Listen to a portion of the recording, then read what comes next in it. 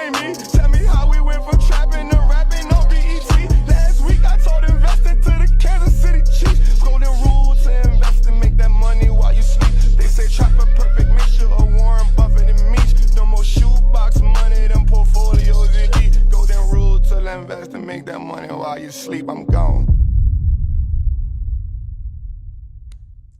What's good, what's good, what's good, family? It's your boy, the Wall Street Trapper, man. Welcome to another episode of Trapping Tuesday, man. Let's go. You heard me? All right, man, so we got an amazing episode this week, man. Jose, this episode 155? 155, man. Man. We've been in a trap for a minute, man. So before we get started tonight, I definitely want to tell everybody, man, thank you for just bringing us in your living room. Thank you for, watching us in the car, watching us while you on break. I just want to say thank you to everybody, man, because listen, without y'all tuning in, without you all liking, without you all telling everybody you watching Trapping Tuesday, without you telling people don't call me between 7 and 10, without any of that, there would be no us, man. And so you give us purpose, you give us motivation, you keep us inspired. We read all the emails, I see the DMs, I see the tags. Jose loves it when y'all shares the audio, you know what I'm saying? So we just want to say, man, without y'all, there would be no us. We would never be bigger than y'all, right? Because you all are our backbone. We love y'all, man. And I just want to say something for George. Shout out to everybody that's using that code, right? I'm going to tell y'all something real. Ain't no code. I mean, for just getting the 50% off, for using that 50% off, I just want to tell y'all that y'all working George to death. And I love it. You hear me? Keep on getting it, 50% off. I'm telling y'all why we doing this because we got something fire coming. So make sure y'all get this. Check it out. We using that, man. We just want to show y'all love. Thank y'all, thank y'all, thank y'all. I'm talking about y'all ordered everything. Y'all ordered 4, 5 at a time. I said, oh, the trappers is trapping right now. So I know for sure y'all gonna be locked in this winter. So Jose, drop the code. Drop the link so people can still get y'all. And I want y'all to do something for me moving forward before we get into the rest of the show. Moving forward, bro, like if you in your bed or if you if you not at work, even if you at work and you sneak got it on, hey, go ahead on and hey, Trap, we watching Trapping Tuesday while we got the merch on. Or we got let us know you got the merch on while you watching the show. That's a different type of dedication right there. You know what I'm saying? So if you got the merch on while you watching the show, if you got your packs, my people in the Patreon, they've been flooding it with packs. People in Trappers, they've been just taking the pictures. I'm telling y'all, I'm so overwhelmed with joy and fulfillment that y'all rock out, man. So, I always say that, if you buy a course or you get in the Patreon or something, you are investing in you. But when you get the apparel, then that means to me that you believe in what we representing when we say God is money or Wall Street looks like us now, a certified Wall Street trapper. That means you believe that and you took on that belief. And so for that, man, I just want to tell y'all, man, just thank y'all, man. Y'all don't really know how much that mean to me. You know what I'm saying? So I just want to start off with that. Let's give them a big old... All right. So let's get to it, man. We got an amazing show this week, man. We got a lot to talk about. I want to say that if you are working lower class, you come from that era, then you understand that the game was never designed for us to win. Yep, it's something you heard before. It's not new to you, but I want to just put a different twist on it. I want to put a different perspective on it. The reason why the game wasn't designed for you to win is because they also knew if you played the game, how powerful you would be. I want to shift it to you. I want to put it to you in that perspective, right? Like the game wasn't designed for you to win because they knew if they designed the game for you to play it that you'd win. And if you win, you'll understand how powerful you was. So it's the reason why the game wasn't designed for you to win. But I want you to know tonight we're going to break the design. We're going to break the mold. Right? Because everything that's designed must first be on the mold, right? And I want you to understand that when they created the mold, they actually had you in mind. They just put you on the side as a sacrificial piece and not as a main character. But today we're going to level the playing field because we're going to put you on the board as a main character. Right? We're going to put you on the board now as an essential piece. We're going to put you on the board now as a pivotal prize possession. That's what we're going to do today. Right? That's what we're going to do today. Today, we're going to not just level the playing field, right? We're going to exceed the overall expectation that was on the playing field already, right? As a matter of fact, today, what I want us to do is I want us to put in our mind that we're going to write a new playbook. There we go. I'm going to go get it out of there. Today, we're going to design a new playbook that's specifically altered for us to navigate. Now, here's what I want to tell you. The playbook actually comes, watch this, the playbook comes with some powerful plays that you're going to write down. But there's some things on the playbook that you're not going to see. There's some things on the field that you're not going to see, and that's where your belief system going to come in at. Right? I want you to understand that the poor mindset will spend the blessing like a paycheck, but a wealthy mindset will triple multiply a blessing like a seed. There we go. I'm going to dig in that a little bit more. Right? So what happens is I never call people poor. I say you just got a poor mindset. Right? Because you are poor when you don't have access to the cash. You are poor when you don't have the ability to do a thing that generates wealth. None of you are that. None of you are that. Everybody that's tapped in right now, you are actually wealthy. You are actually prosperous. The problem is you haven't claimed it yet. That's right. And you claim it not by words alone. You claim it by action, but you anchor it by belief. Okay? So you claim it not by words alone, because remember, there's a fruit that comes from the tongue, right? So when you speak it, you actually throwing the seeds out there, right? But watch this. Your actions actually cultivate and till the soil, all right? But here's the thing. It's the belief that the seeds that's planted and the hard work is actually married to the belief that gives birth to the thing that was already yours. You just gotta claim it.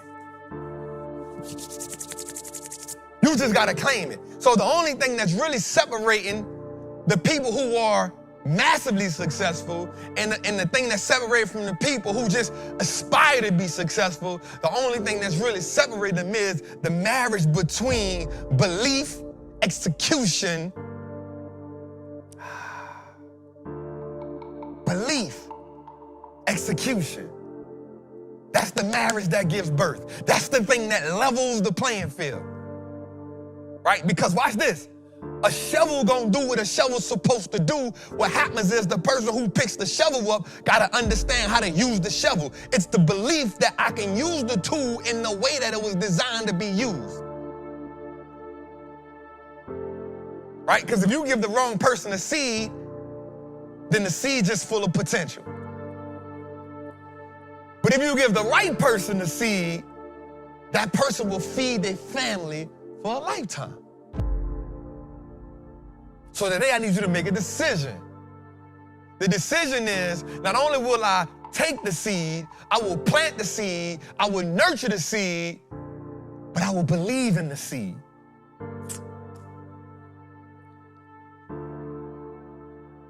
I'm going to believe in the seed. We don't understand how powerful belief is.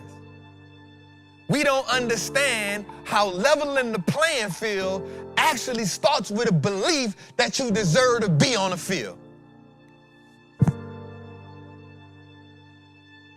Right? So let's put this out there.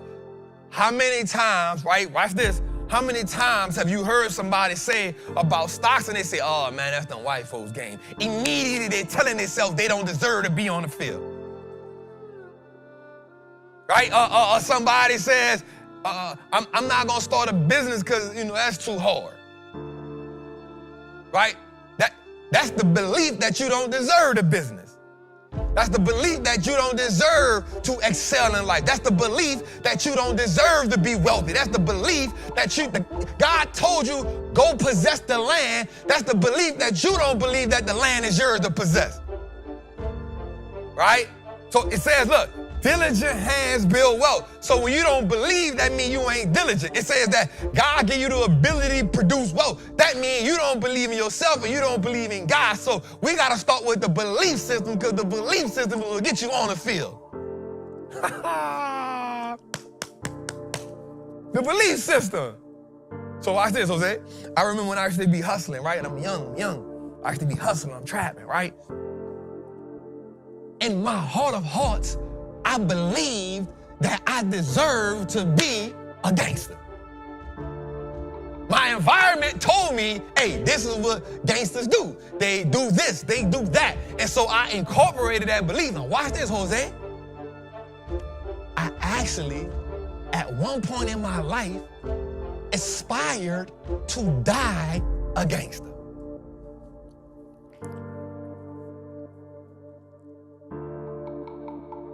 I incorporated the belief, I anchored myself to the belief, and then I lived the life that matched my belief.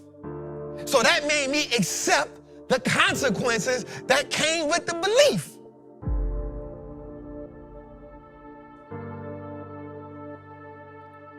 I accept the consequences that came with the belief because the belief made me, the belief programmed me. The belief put something in me that said, this is all there is for me. This is how I'm gonna die. I don't deserve nothing else. So I had to upgrade the belief. I had to upgrade the belief. I had to start seeing myself in a different light. I had to start having different conversations. I had to start having conversations that told me that I'm worthy. I had to start having conversations that told me you can be a millionaire. I had to start having conversations that told me I can change my family last name. I had to start having conversations that said, yes, you can invest in the stock market and be successful. I had to start having conversations that said, hey, you better than being a dope dealer. I had to start having a conversation that said, you better than going to do another 10 years in prison. I had to start having conversations that said, you are a powerful black man. I had to start having conversations that say, so what if you didn't grow with your daddy? That don't mean you can't be a good father. I started having different conversations. I had to start seeing different men that start speaking life into me. I had to start seeing different men operate a different way. I had to start seeing different men that loved on black women. I had to start seeing different men that encouraged black men. I had to start seeing myself in a different light. So once I took on a belief, I start seeing me different. Once I start seeing me different, I believe that I leveled the playing field, and then I elevated a little bit more and say, not only do I deserve to be on the playing field, but I can win this game. So that's when the belief gets accelerated. When you start saying, not only can I level the playing field, not only do I deserve to be on the playing field, but I can win this game. Okay. Now we taking it to another level. Because now we going from just believing that we need to be on the field, now we believing that we can win the game. Okay, let's navigate that for a second. Let's navigate that for a second. Right? Watch this. David was a shepherd boy.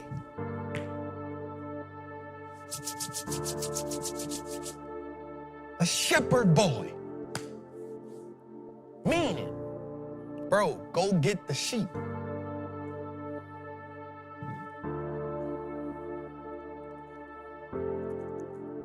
go get the sheep.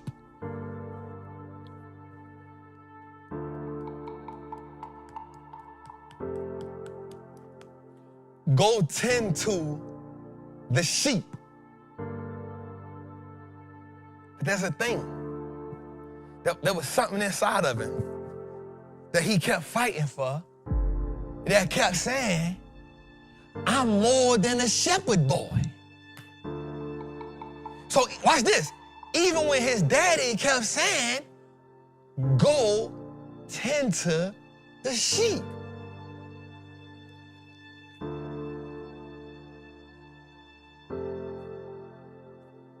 So I want you to understand something, family. There's people around you, there's people close to you that don't want you to step into your calling. They want to downplay you. They want you to be at a low level. They don't see in you what's in you, only you. So you, watch this, you cannot live up to another person's expectations of you because a lot of times their expectations is too low. They belief in you don't match your destiny. The vision in which they see you. Well, let me be intellectual right here, Jose. The contrast in which they view you in does not perpetuate your journey. Okay. You feel me? So what you gotta be willing to do is, watch this, you gotta be willing to step outside of the prism that other people see you in. Come on, we slaying words right now. We slaying words right now, because I need you to understand. We can level the playing field. I need you to understand right now. But watch this. David actually fought to get on the field with Goliath. He fought to get on that field. He fought what his daddy believed. He fought a lion. He fought a bear. He actually fought what his brothers believed. And then he had to fight what the other soldiers believed when they saw him. So I'm telling you, stop worrying about the people that don't believe in you. Fight for the thing inside of you that you know you're worthy of.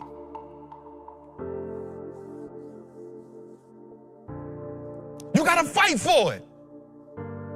The playing field don't get leveled just because you want it. Because watch this, there's a lot of people fighting to make sure you don't get on the field.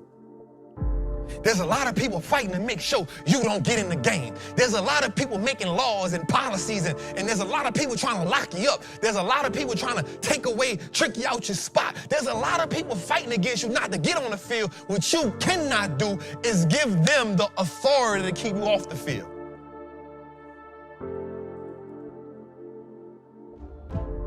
You can't give them the authority to keep you off the field. Yes, sir. You can't give them the authority to keep you off the field. So when somebody say, man, option's too hard, you tell them English was too when you was a baby. Learning your alphabets was hard too. How many times your mama told you Johnny had 5 apples? That was like calculus when you was young. How many times you drew outside the line? How many times you got the mess? How many times you got right mixed up with right? How many times you spelled colonel wrong?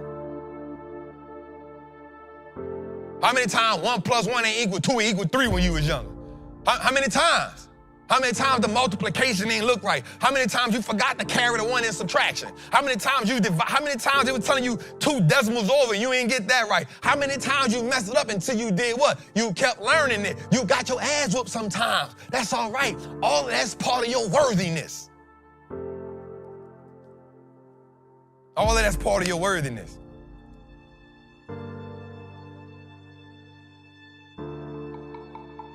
All that's part of your worthiness. So you can't let the adversity that comes with doing something that you ain't never done make you feel like you ain't worthy. You got to embrace the challenge. Pressure is a privilege. As a matter of fact,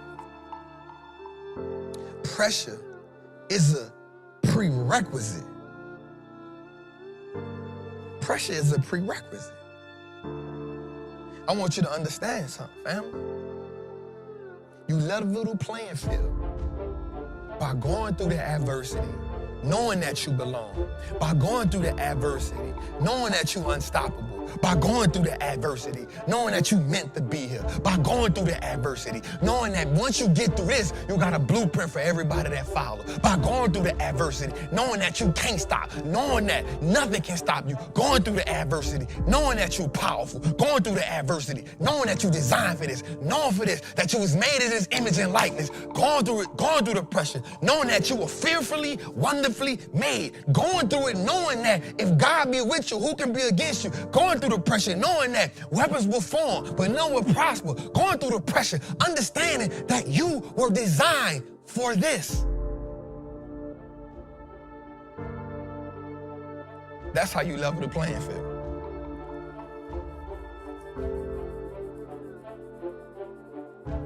That's how you level the playing field, fam.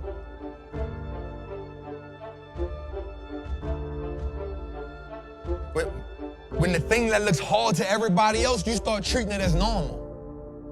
When the thing that makes everybody else quit, you start treating that as another day. When people start telling you stuff like, man, I don't know how you got through that. You say, got through what? That's just a regular day in my life. Pressure is a privilege.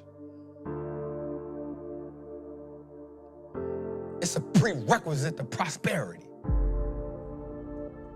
And you gotta know that. You gotta believe that. So tonight, as we get into this episode, I want you to understand. I want you to know it. I want you to believe it. I want you to walk in it. And every time you get discouraged, every time you feel like I'm overwhelmed, I want you to tell yourself, pressure is a privilege. Every time you get discouraged, every time you take a setback, I want you to tell yourself, pressure is a privilege.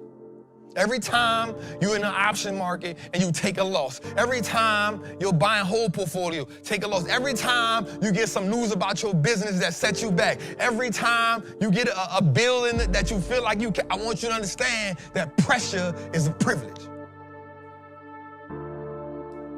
Every time, anytime some doubt kick in, I want you to say that pressure is a privilege. Every time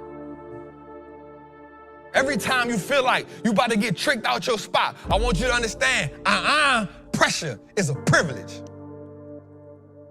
Every time, them thoughts come into your head at night, and you asking yourself, is this worthy? Every time you looking during the day and you all good, but at nighttime, you sitting in your own thoughts, you sitting in your own feelings, when nobody can hear you, it's you and God. I want you to say, God, thank you, because this pressure is a privilege. Because everybody don't get to feel that pressure. Everybody don't get the honor to feel that.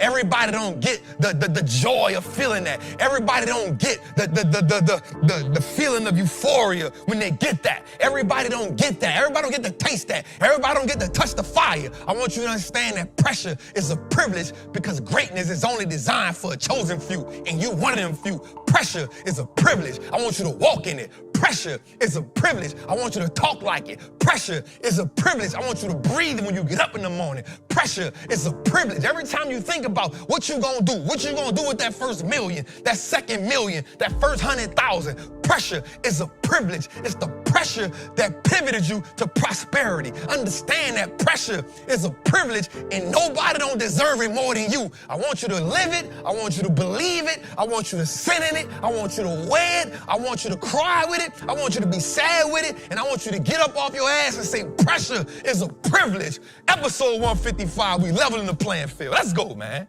Let's go. God damn. God damn. God damn. That's how I'm feeling tonight. Turn the goddamn screen on. Turn the goddamn screen. Both their ass. Shit. Hey, that sounds like a new shirt. Pressure is a privilege, man. God damn. I don't know if it's the new hoodie. Shout out to Steve. Come on. You know what I'm saying? People say that boy looking slim, his skin looking good. Come on. You know what I'm saying? Getting loved by black women, Hey. dog. This was different, bro. I need you to understand, too. So if you notice, it's a new track, right? I like the track. And I was telling Guichard, I said, hey, watch, he got to ride it. So it's a certain way of level. You got to hear it so you can ride it. And, bro, you was in them pockets. So I was out here having a producer Holy Ghost out this joint. Like, bro. Bro, I'm here to Gee. I'm like, yo, this joint is crazy. Oh, man. How we feeling, bro? Oh, man, I'm feeling good, man. Got my dogs in here, man. My dog Steve in the building. Steve. You know what I'm saying? Got my dog Markel from the city in the building. Markel came in here with the smelling good vittles. If you ever in the A, so he from New Orleans, so that means you know how to cook. Yeah. If you ever in the A, surrounding areas. He looked like a shooter. You want? He don't look like a chef. I keep him close. I'm just saying, he don't look like a chef. I just let y'all know. We all trying to change our life. You know what I'm saying? I know a shooter. We just trying to change our life. We just trying to change our life. We just trying to change our life. Hey, man. We just trying to change our life, bro. That's what we come to Atlanta for. Yeah. We don't want our past the hunters now. You can build whatever you want to be out here. Oh, man. Like the Army, man. Shoot what, bro? Out in Atlanta. Super soakers, all I know.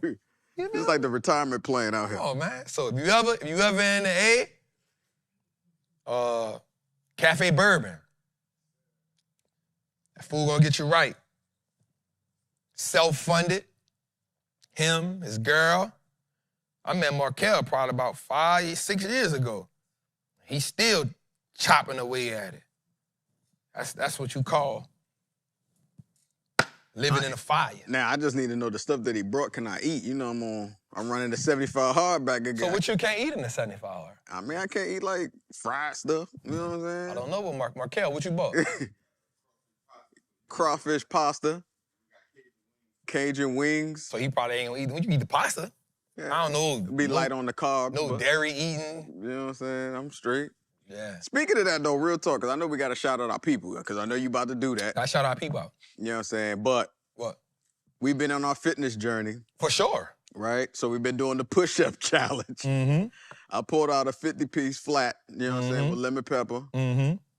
I see you and D. Shans, David Shans, shout out to our guy Shans. Y'all pulling out 70s, 80s, 90s out this joint. For sure. I just say it like this, the way my arms are set up, checkings and savings, hey. Well, here's what happened. Let me tell you about that.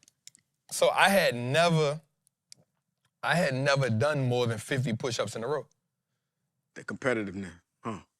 Man. Think about the psychology of human beings in general. I'm not even gonna leave that to men.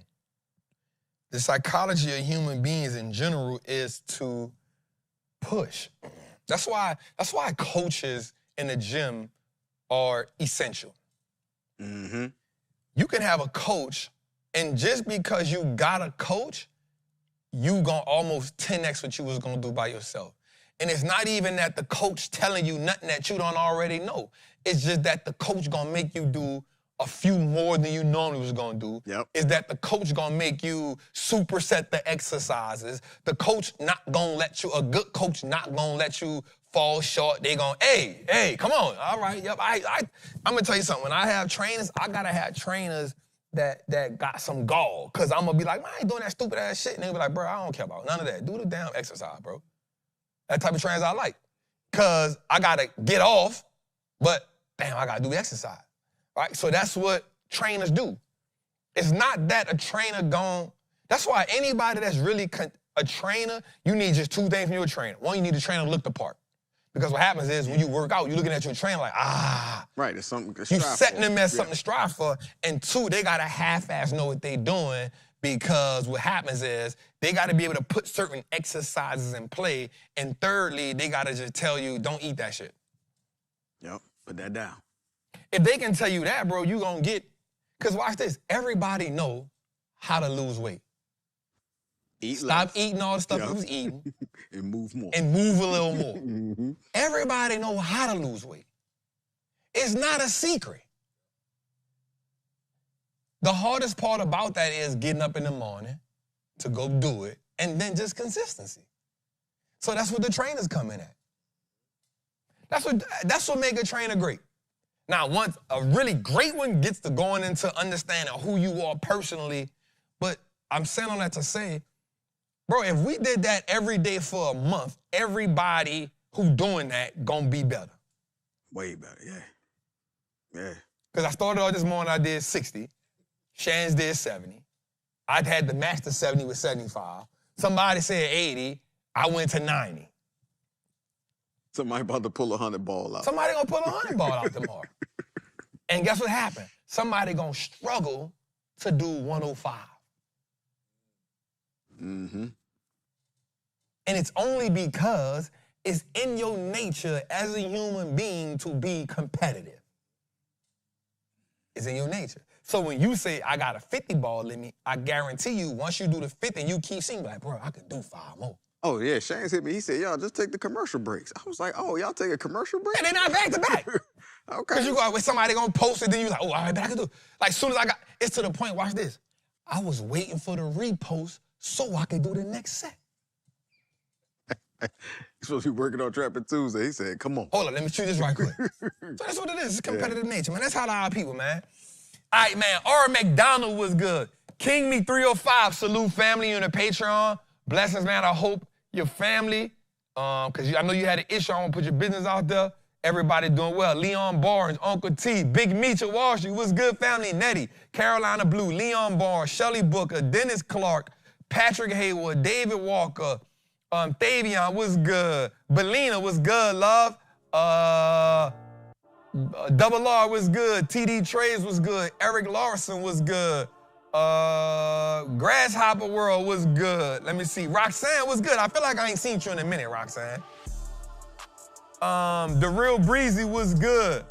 KJ was good. T Money was good. Larry Morgan was good. Dancing Diamonds, I see you, family. Rams, I see you, family. Damn, y'all going fast. Carolina Blue was good. Eric OG was good. Phoenix was good.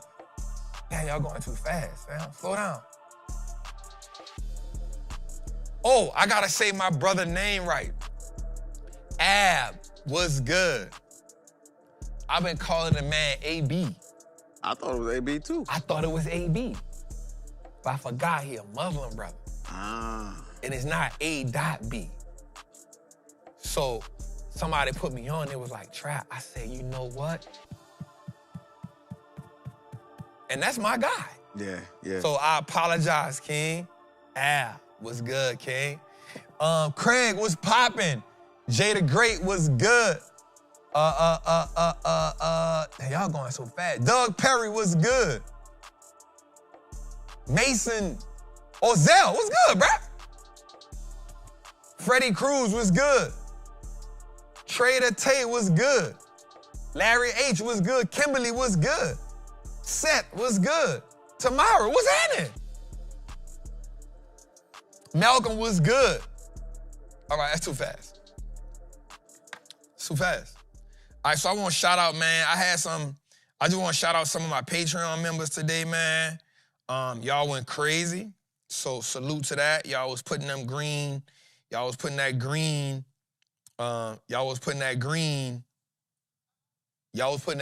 the chat today, you hear me? So salute to that.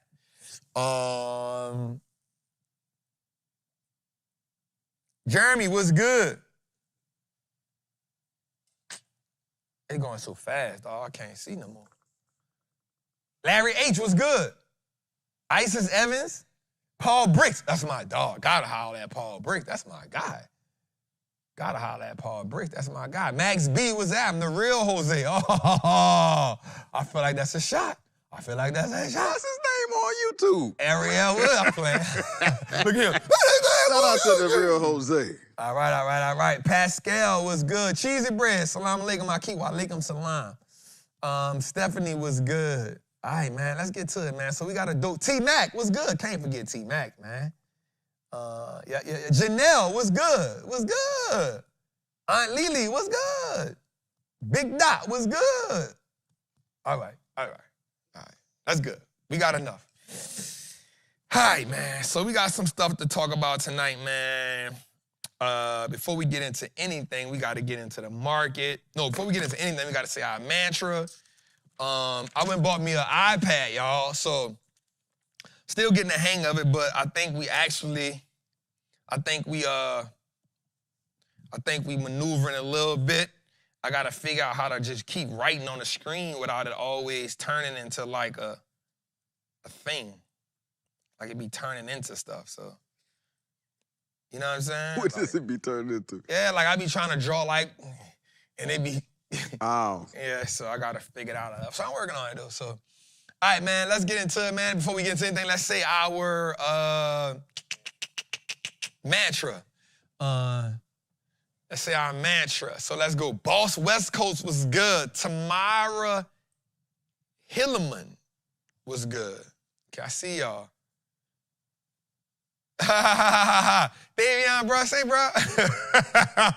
He said, AB Trap finally got the name right, bro. Ace, what's good? What's good, Ace? I see you, Patreon. DC the Collector, what's good? Shazam X, what's good, family? Belina, I'm with you. See, Belina, my girl, she like, nah. It's still AB. I think AB is cool, but I ain't gonna play with nobody's name. You know what I'm saying? I think AB is fly.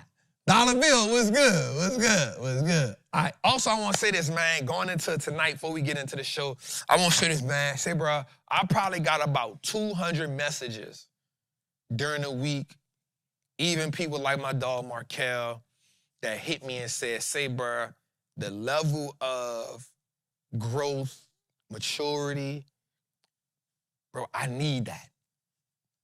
And I don't want y'all to know something, bro, like, man, listen to me. I fought with my spirit all week because I had to think about, so I thought about something and I said, when I was 16, I went to prison for shooting a man, not because I was defending myself, I was defending my ego. I was defending my ego. And the thing I'm learning about life is the devil don't got no new tricks. The devil don't got no new tricks. And so what we got to do is we got to know what we represent. And I'm going to tell y'all something, man. I really went home Tuesday night and said, God, I need you to forgive me. And the reason why I said, God, I need you to forgive me is because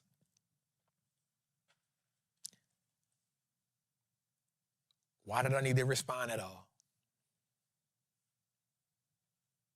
Who am I trying to justify something for? Who am I trying to prove a thing for? Because if I'm not trying to just prove something to God, I never have to prove nothing to man. I never have to prove nothing to man. And so, for all the, and I'm talking about some hitters hit me up and was like, dog, hey, you gotta teach me how to do that.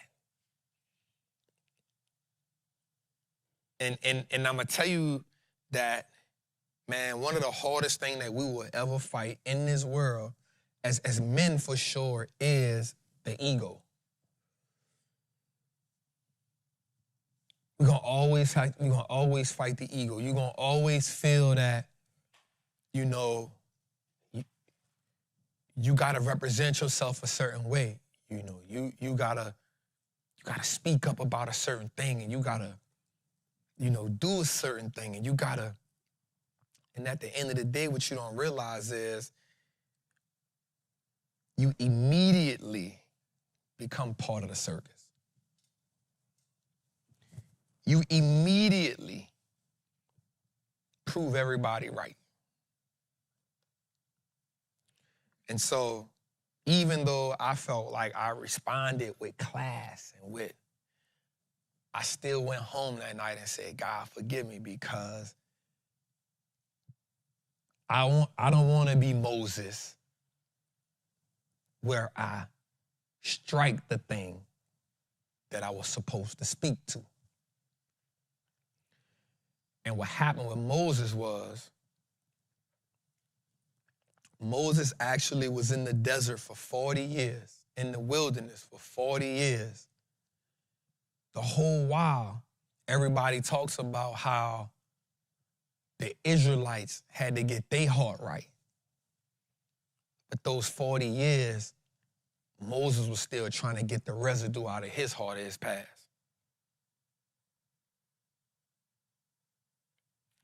For those 40 years that Moses walked in the wilderness, he still had to get the residue of the fact that he was a murderer out of his system. He still had to get the residue of he had anger problems out of his system. And the thing about it is, you can worship God, you can pray to God, but if you don't let God take that out of your heart, if you try to take it out of your heart yourself, you will never be successful.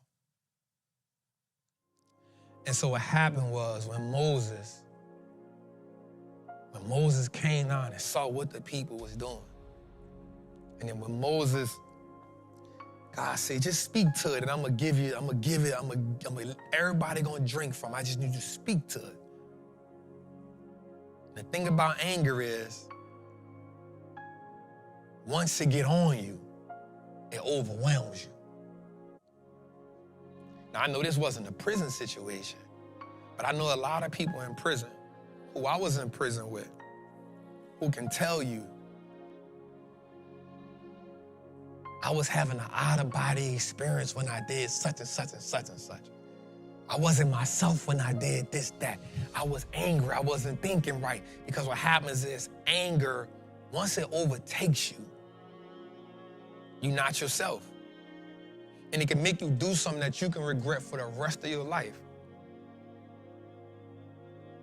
It can make you do something that would put in jeopardy everybody who depended on you. So I'm telling you that I know a lot of men doing 50, 60, 70. And one of my most profound moments in prison, I tell you no word of lie, I was sleeping next to this guy's name. We used to call him Mississippi. At the time when I met him, he was 22 years old. He had 240 years. 240 years, yo. I was probably about 19. He was probably, somewhere between 19 and 21. And I remember he went to the visiting shed one day. And he came back from the shed and he just had this look in his face, man. And I said, damn, bro, like, what's wrong, Sippy? He said, man, free, bro. Just before Wall Street trap here. He said, man, free, bro. I've been in jail for 5 years. My baby girl is 4 years old. I would never see her again. I would never see her as a free man. He said, the thing that gets me the most is another man gonna implement his belief in my child. And I never forgot that. It was the number one reason why when I had my child, I gave up the streets. It was the number one reason why when I had my daughter, I said, she don't deserve that from me. That stuck in my head.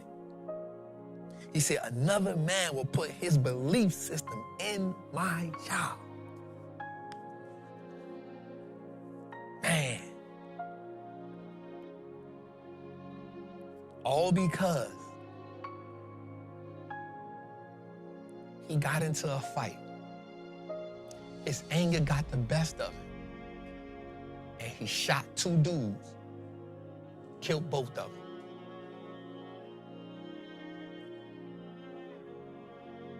And he said, bro, I really ain't won't do it.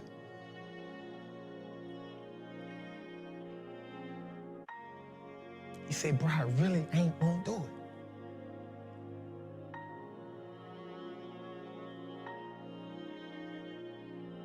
Anger So I ain't telling you to not be a man. I ain't telling you not to stand on what you got to stand on. But I'm just telling you that if you let the anger and the ego get the best of you, fellas,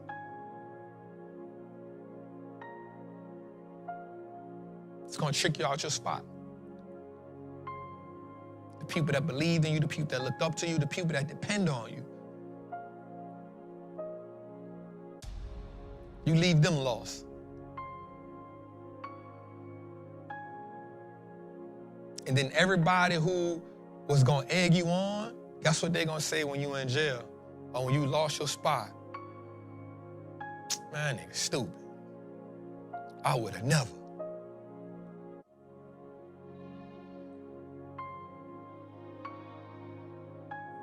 Man, I would have never did that. Man, you got too much to think to do this. So I'm just telling y'all, fellas, man, every day,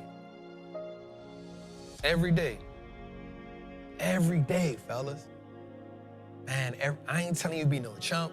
I ain't telling you be no, I ain't telling you none of that. I'm just telling you, you don't gotta prove nothing to nobody, bro. And in most times, and it's not me taking a shot at nobody, nothing like that, I'm telling you that most times, some of the stuff, if you let it ride, bro, it's gonna ride out, bro. It ain't even gonna be that important. And at some point, you're gonna be able to see that person face to face and be like, hey, bro, what's poppin'?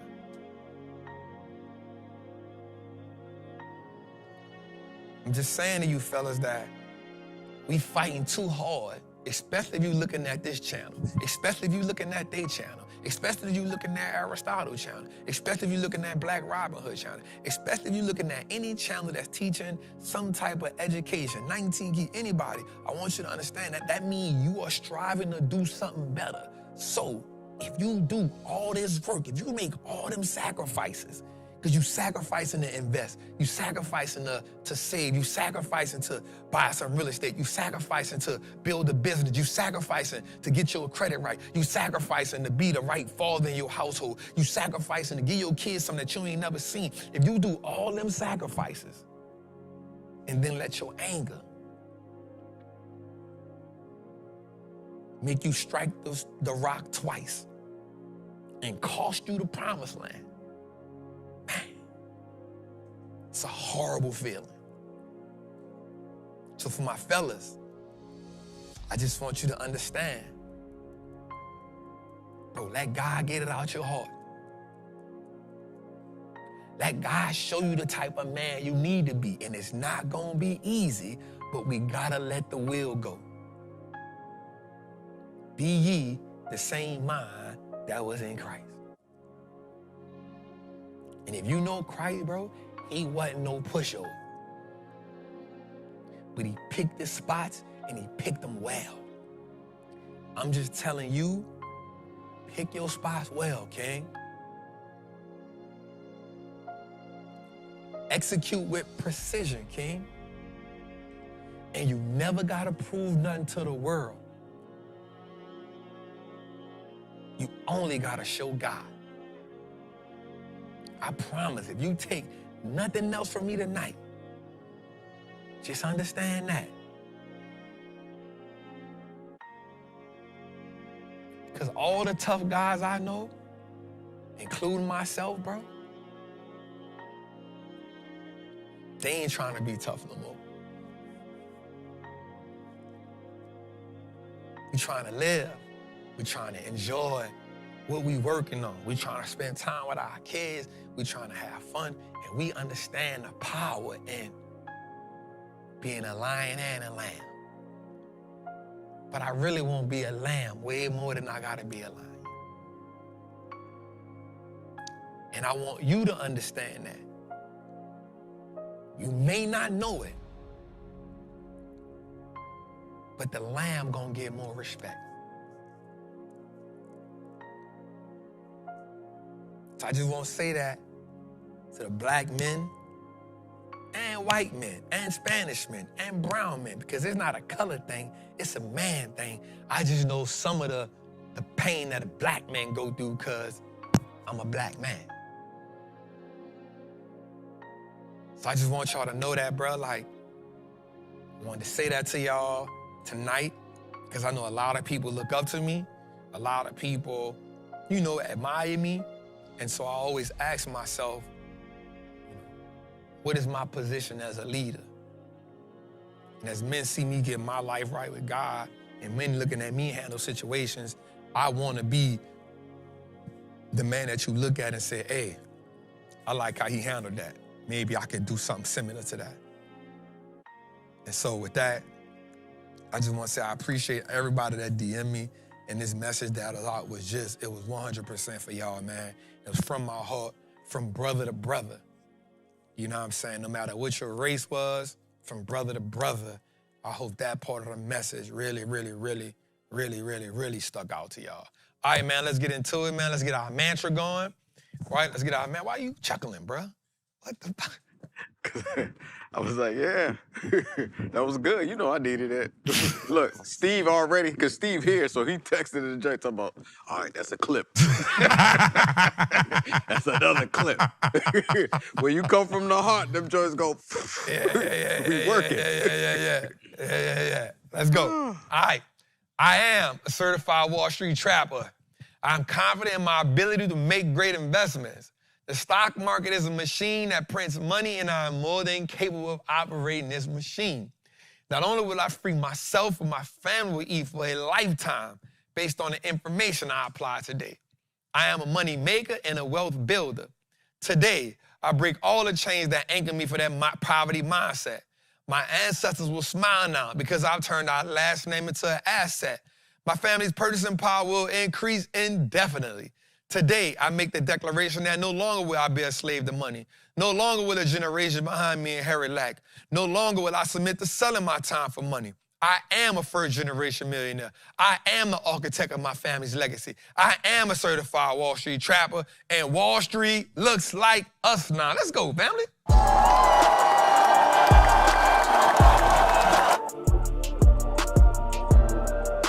Let's go, baby. Jose, we got 3,200 people in the chat. Right. Shout out to all the new people. If somebody shared this with you in the link, you know what I'm saying, this your first time here, type here. Hey, if this is your first time here, man, type here. You know what I'm saying? Type here. You know what I'm saying? This your first time in the chat. It's your first time in the trap with us. You know what I'm saying? Type here so we can just give you some love and we're going to give you some. Jose, you know what I want to start doing, bro? I want to start shouting out my people in the Patreon and in Trappers Anonymous when they post big wins. So every show, moving forward, let's just have a highlight for our people. You feel me? I just want to highlight them. I just want to show them love because, bro, it take a lot to make money in the market. It ain't as easy as people make it seem. And I know sometimes, we make it seem easy. Sometimes, people like, damn, that's a lot. You take your losses, bro. But I want you people to know that, bro. Like, it take a lot to make money in this market. You know what I'm saying? It take a lot. It take a lot of courage. It take a lot of wherewithal. It take a lot. It take a lot. So I just want to shout out all my people that's getting money in. Yeah. It's a lot of new people that's here. We got a lot of new people in there. Shout out to all y'all. We can't name them all because we got to get with the show, but shout out to y'all. You know I go to church and they make you stand. We ain't going to make you stand. You know what I'm saying? Please stand if this is all my new people stand up. First time visitor. Oh, you're a first time visitor. Stand up. I ain't trying to be here. You don't standing up, man. Be like, shoot. And then your family nudging you. Get up. It's your first time. Yeah. Man, let me tell you something, too. No, man, come on. Let's get to the work. Let's get to it. All right, so let's start off with, y'all know we got this new segment we doing where we are putting the iPad on the screen, right? Because we just want to add a new dynamic to what we're doing. We want to be able to look at Sean shaking his head. Yeah. Is this called candlestick communication? No. It's not? We ain't give it no name. Work on the iPad.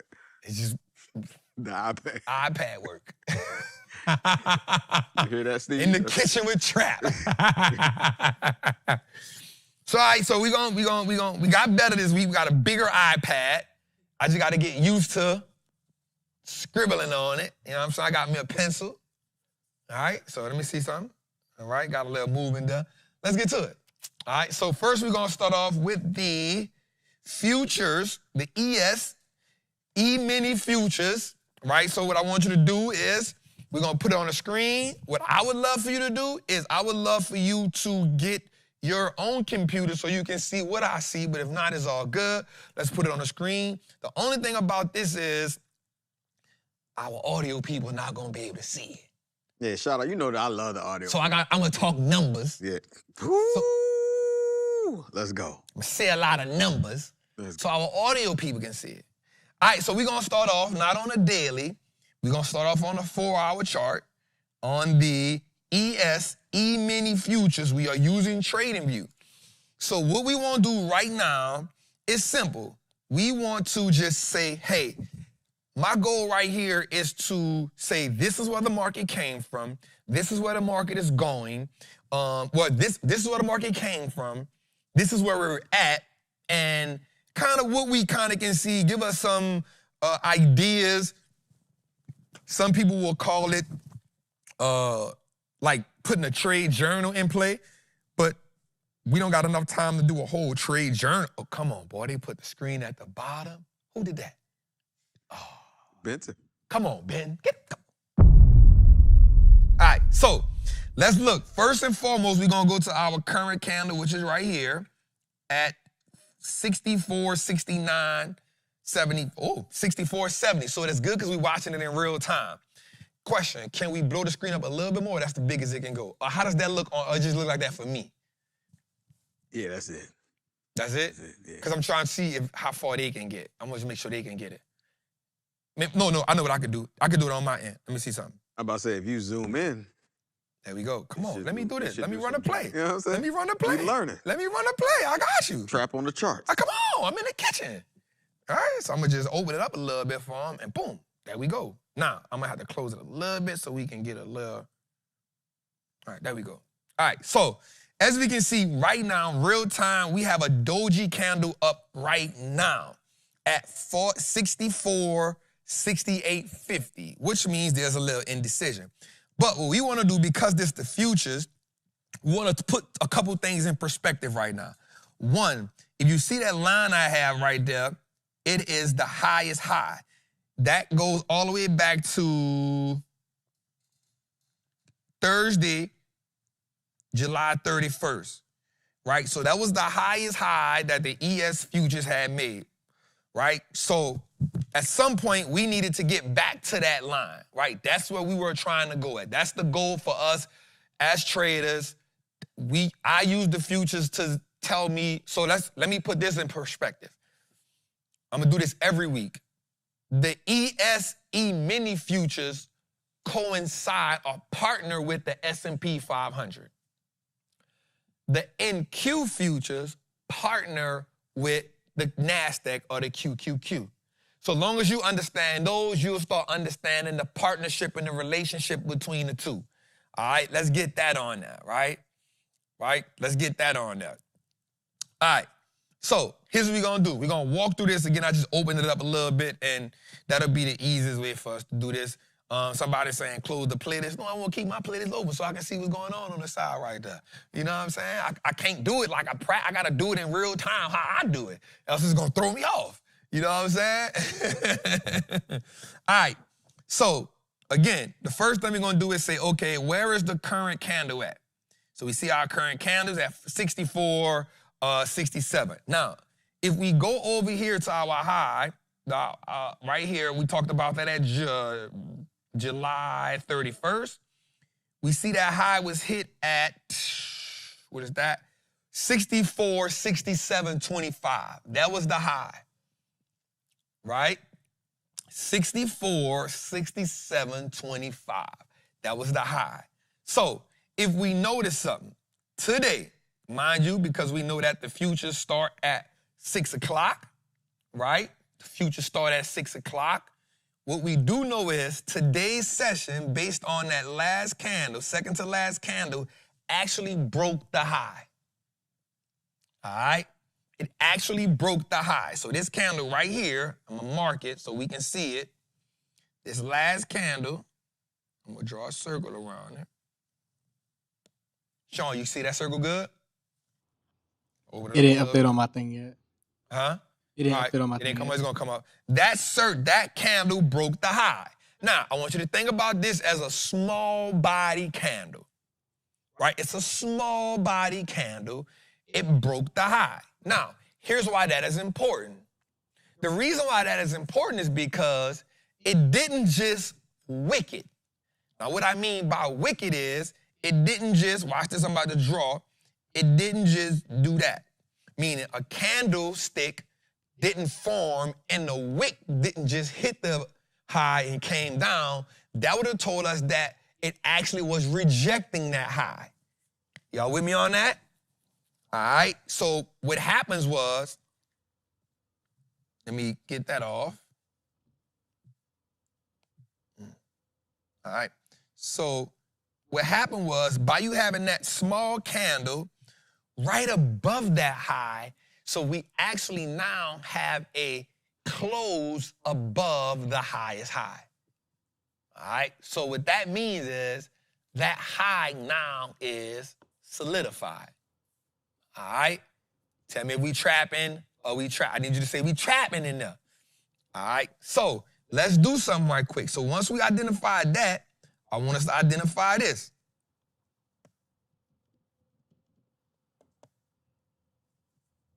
Hold up. Boy, be having problems sometimes.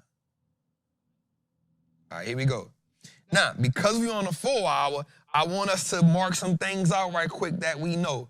Now, to all my experienced traders, you know this already, but I want to just show my new traders, all right? So first thing I'm going to do is, this is called a swing low.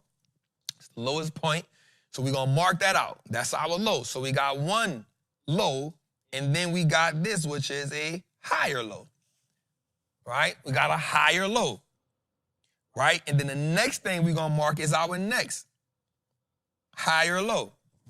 So I'm not a person that marks out every candle, right? Because I like what's called market structure. So I found out that to be my knack in this game. So what I like to do is I like to mark out when the market is setting higher highs and higher lows, watch this, creating what's called a major structure. All right, we understanding that? All right. So inside of a major structure, you'll have what's called an internal structure, or some people can say a minor structure. So that's in between the high, the low, and the low, the highest, the low, and the highest low, the higher low. Inside of that is some type of movement. Y'all with me on that? Y'all with me on that? Oh, come on. That's what I'm talking about, right? I don't like that movement to confuse what I'm looking for. So I'm always looking for the market to set a base, then give me a platform, and then make an impulsive move from the top to the bottom. Let me show you what that means. So if we go to this low right here I got marked out, this is what's called the impulsive move. All the way here, and then this, what I'm about to mark out right here, which is called the base. Y'all see that?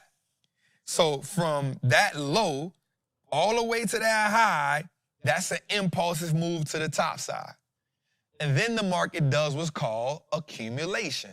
So that's when the buyers and the sellers cannot agree on a price, right? So they both like, hey, I want to win, I want to win, I want to win. Nobody has dominated the round, right? So they create what's called a base. And then, watch this, once you get a high, which you get this high right here at, mark my candle out, at 63, 69, you get a high. So, and then you get the base, and then you get what's called, you get this downward move, right? So this downward move then sets a base right here, which gives us a higher low. What does that mean? That means this low is actually higher than the swing low. Are we trapping? Are we trapping? Okay? Okay? Okay? So now, what we see now is we have two sets of higher lows. So when we see something like that, here's what I want to show you. Now, in order for this to be a downtrend, watch this, y'all. In order for this to be a downtrend consistently, this stopping point will have to come past this right here. That will solidify that it has now created a lower low. Come on, y'all. Come on, y'all. I'm trying to walk you through it. I'm trying to walk you through it. Right? Because if you start to understand this, if you can understand this part of the game, this is going to make you so much better. Right? And it don't mean you got to get every trade right. It just means you can start identifying what's going on in the market. And if you can start, so most people say, this candle's a high, this candle's a high, this candle's a high, this candle's high. That's going to throw you off. That's going to put you in a blitz.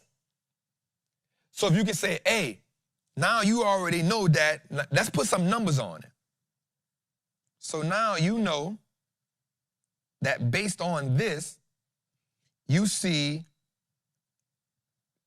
62.53 as the low. But let me close this up right quick, because let me see what's all the way back. I got to look all the way back because I don't want to get y'all wrong.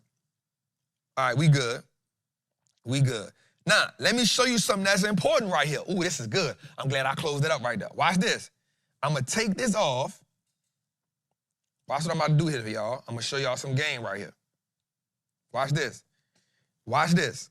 So, you see this right here? I'm about to make a mark right here at whatever this price point is so we can see this. I'm going to use my horizontal ray.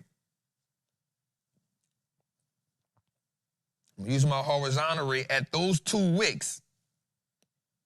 And so now, watch this.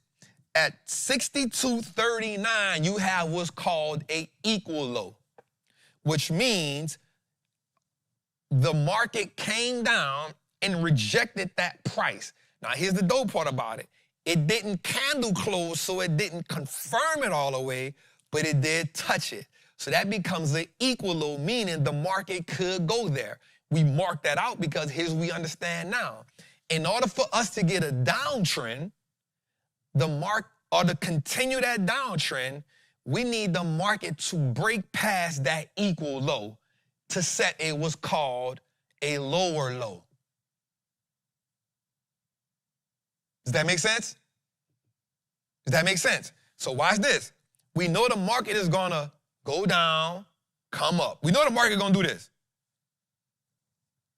Let me get my brush again. We know the market does this whenever it wants. The market goes up, comes down, goes up, comes down, goes up, comes down. We know the market is going to do that because every day you have a fight between buyers and sellers. Every day, that's the battle. Every day, buyers want to do one thing, sellers want to do one thing. When they can't agree on something, you get consolidation. When somebody takes full control, you get impulsive moves, which is called an impulsive move, can be to the top, or you get an impulsive move to the bottom, right? And whenever they can't agree on who really wants to take control, you get consolidation. So put this in your mind. The market moves 3 ways and 3 ways only. It moves up, it moves down, and it moves sideways. For us as traders, well, let me backtrack. For me as a trader, because everybody has a different personality, I personally do not like to trade inside of consolidation. But some day traders that are really, really good can actually play the internal moves inside of consolidation, and they are really good at sniping them. I got it right here. I got it right there. You know, they only want to be in it for a little bit. So there's traders that really love to play that consolidation. They're really good. Me personally, I like to sit back. That's why you're in the Patreon. You kind of see me now setting points. Like, yo, if we get past this, I'm going to rock with it. And the reason being is because it has to break a higher high. I mean, it has to break a higher low or set a higher low or break a higher high or break a neckline for me to make a move. That's when I feel confident. All right? All right? Somebody say, I be killing it, Trap, for sure. Right? And the thing about a consolidation effort is you don't know which way it's going to break up out of there. Right? Prime example, we look at Meta. It's been in consolidation for a little minute. I was talking to Sean today. I say, bro, there's never a moment in my life, in my trading career, where I do not believe in Meta. Meta is one of the plays that I will actually get in consolidation. It's probably one of the only plays that I'll get in in consolidation. Maybe it's 3 players. It's probably Meta, Goldman Sachs. I always believed in NVIDIA, but now that they back in with, because y'all know you've been in the picture, we locked in, but now the market is back on betting heavy on them. You know what I'm saying? But because they'll come out of consolidation and pop up $20.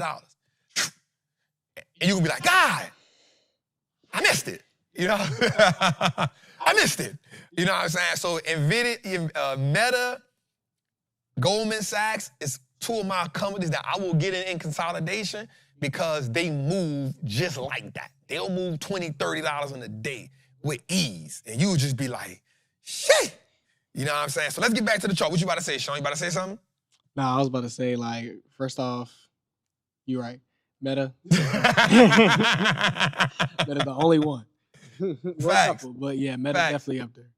Facts. All right, so let's get back to the chart right quick because I don't want to stay here all night because I know we got a lot of stuff to talk about tonight. All right, so you know that the market can do that. And so because you know the market can do that, and we got to pay attention to that. All right, so if we was looking at this play, we would say we got a high, we got a low. Let me mark it again so we can be on the same page. We have a low here, then we have a higher low, and then we have a higher low. And so then if we go here, here's what we know again. We have another what?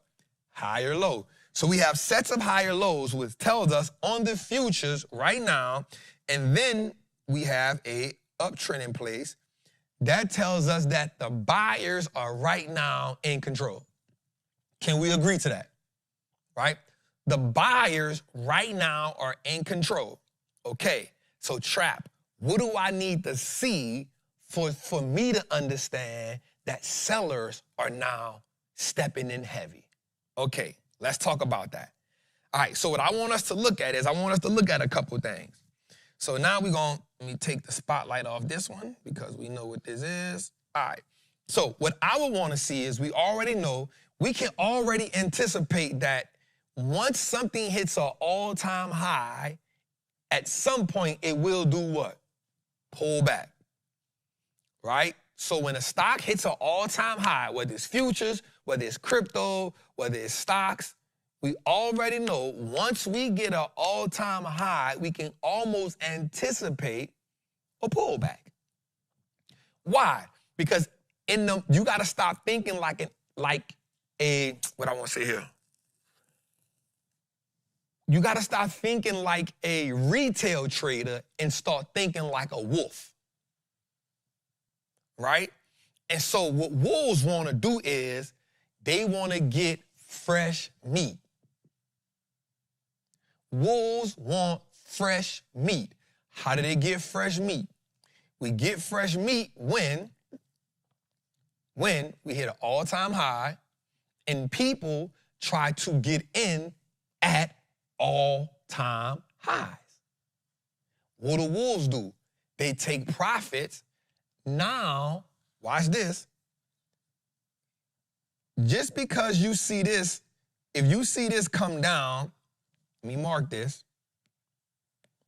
If you see this tomorrow come down, so you want to watch, so let me tell you 2 things you got to look out for, right? This is important for me in my mind.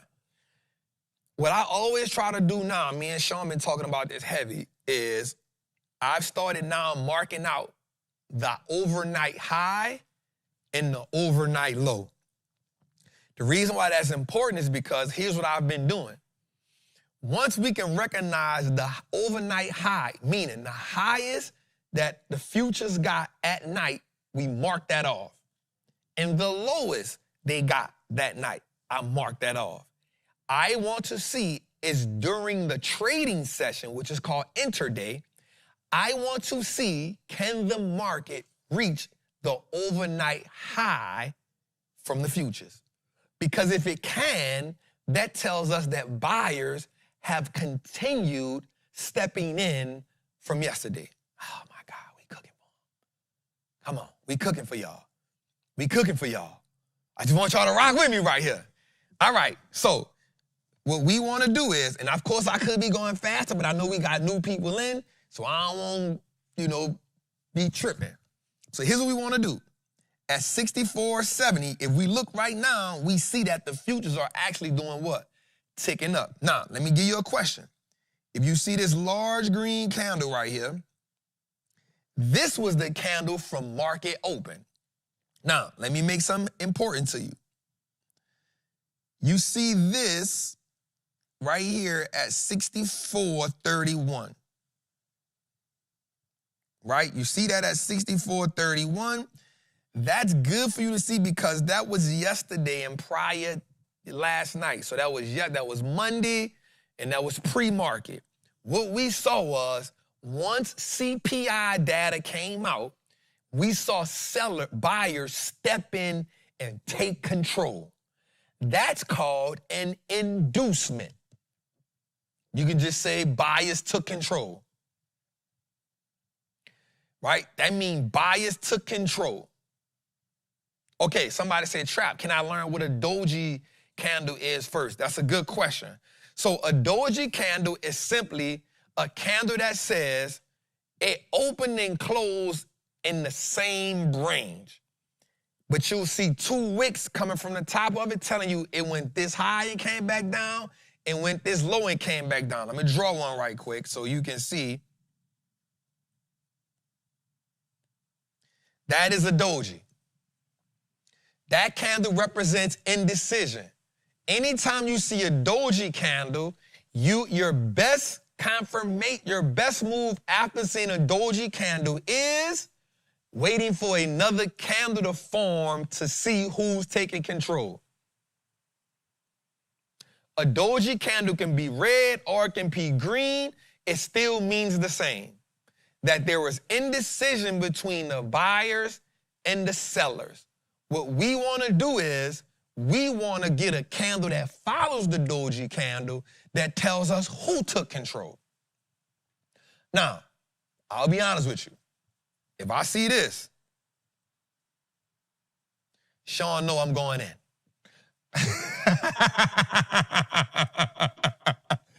If I see a gravestone, I'm going with my move. Right? If I see a gravestone doji, Sean, no, we done made some bread off the gravestone, Sean. I'm like, Sean, I see the gravestone. Let's go. You take them things immediately. So, if you see a doji, you want to wait for the next candle. All right, let's go a little further, y'all, because I want to get y'all into this. So, now, two things can happen here. We are already now in what's called butterflies and bumblebee territory, which means, come on, that's mine. That's mine. That's mine, Sean. That's mine. We in butterfly and bumblebee territory, which tells us we are in a place that we have never been in the market. Caveat. No, not caveat. i.e., the S&P 500 today closed above 6,400 for the first time ever. All right. So, you can kind of almost expect the market to do what, y'all? Retrace. Come down at some point. So if I'm a trader, like I am, and you're a trader, like you are, I don't want you trying to trade the S&P right now. I want you to let it come back. What's going to happen if it come back? It should pull back. I'm guessing, don't mark me dead on this, but I'm guessing it'll come back down right here to 64.40. We may see 64.40, right? Or we may see it come down to 64.29 and it create what? What it'll create if it come back down there? Higher low or lower high. It'll create that base, it may consolidate, and then it can go back up. That's what you want to see.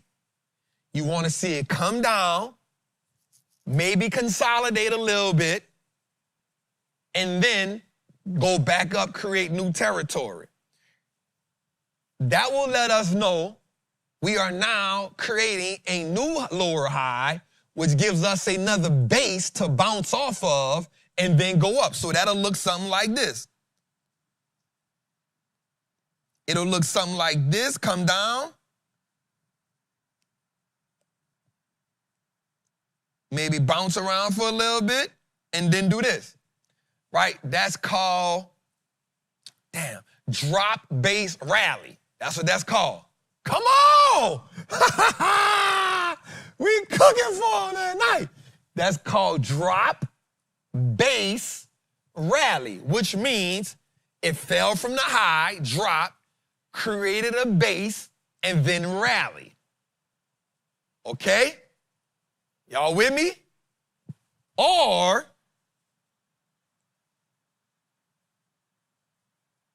it can go drop,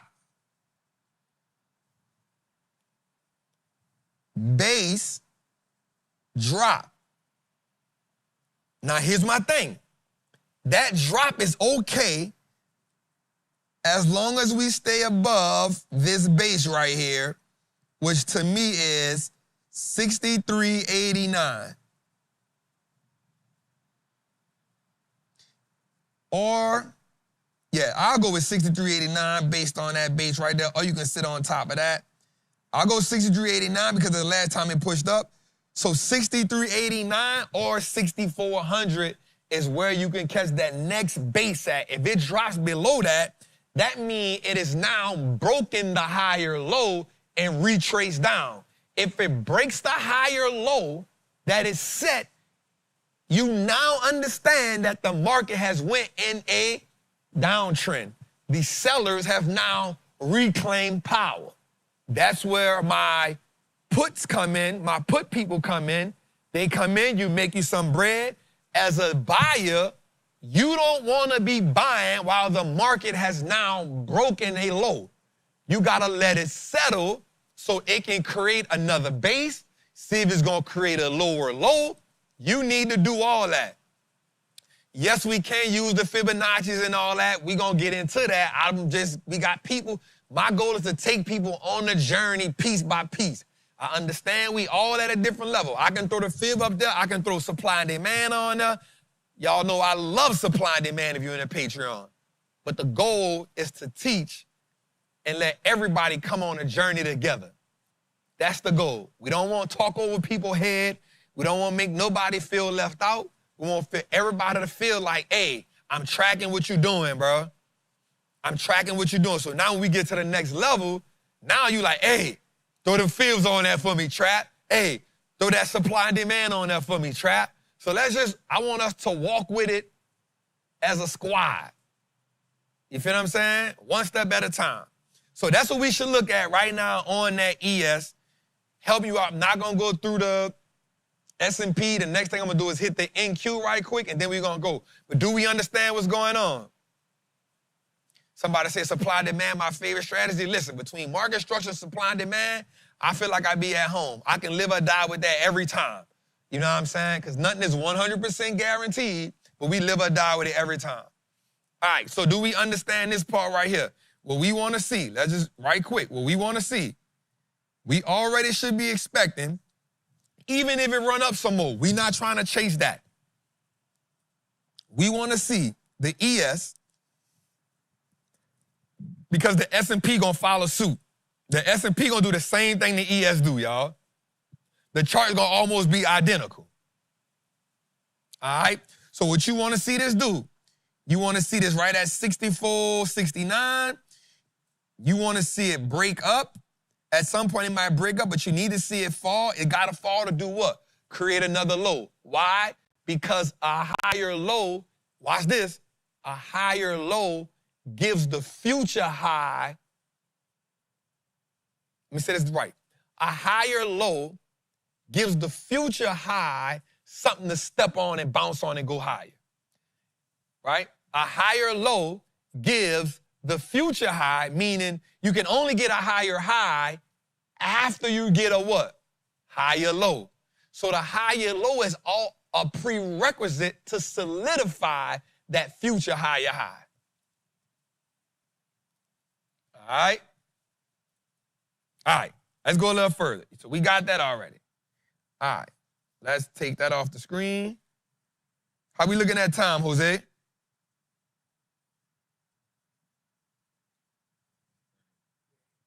All right, we got good time. I'm on good time. Okay, now we're going to go to this NQ. This represents the NASDAQ, right? But this is the futures market. All right, everybody with me on the NQ. Everybody with me on the NQ. Everybody with me on the NQ. Everybody with me on the NQ. Let me know if you're with me. Let me know if you're with me. In the chat, we have been cooking like this. Let's go, man. I just want to give us value, y'all. I don't want us wasting our time. Right? I want you to go back and look at this and be like, damn, I see it. And then when you get on your chart at home, you're like, okay, I want you to be able to look at your chart at home on your iPad or your computer and look at the TV and see, yep, I see what he's doing. And then start going to other S&Ps and say, I'm on a 4-hour. I'm on a 4-hour right now. So what I like to do is, and I'm not going to bring you up through the whole process, but I like to go monthly, weekly, daily, 4 hours so I can tune in a little bit more and I execute off my 1 hour. I execute off my 1 hour. All right, let's look at NQ right quick. And then we're going to go about our business. So we almost see the same thing. Let's first thing we're going to do is we're going to see, okay, we see this impulsive move here. We see where our current candle is, and we see that this NQ candle is high. Okay, what do we see? Let's go. We see the Friday low was here. We see low. Let's mark it out. Low, higher low, higher low, higher low. On the NQ, we see that. Low, this is our swing low.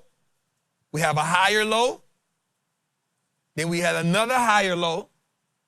Then we have another higher low. And then we have this inducement, which is a lot of buying pressure. All right? It almost look the same. But there's a few things that's different that we need to see. We see a few bases set. We see a base set here. We see a base set here. We see a base set here. Also, watch this, y'all. I noticed something when I looked at this NQ. So I'm about to make you laugh when you see this. Watch this. If you go from this low, this Friday's low, look what you see. Red, green, red, green, green, green, red, green.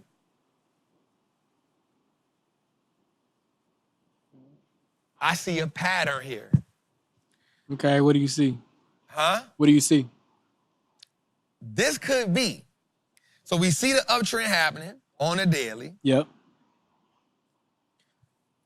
I think we have a good, and I could be wrong here, but just following this pattern, I think, and this is me, so let me say this. This is not in the charts. Because I don't want anybody to say, man, I don't see that chart. You trip everybody. Hey, no damn chart reading right there. I'm just saying the market makes patterns, and I'm saying that I think tomorrow we may get, based on this, a red day.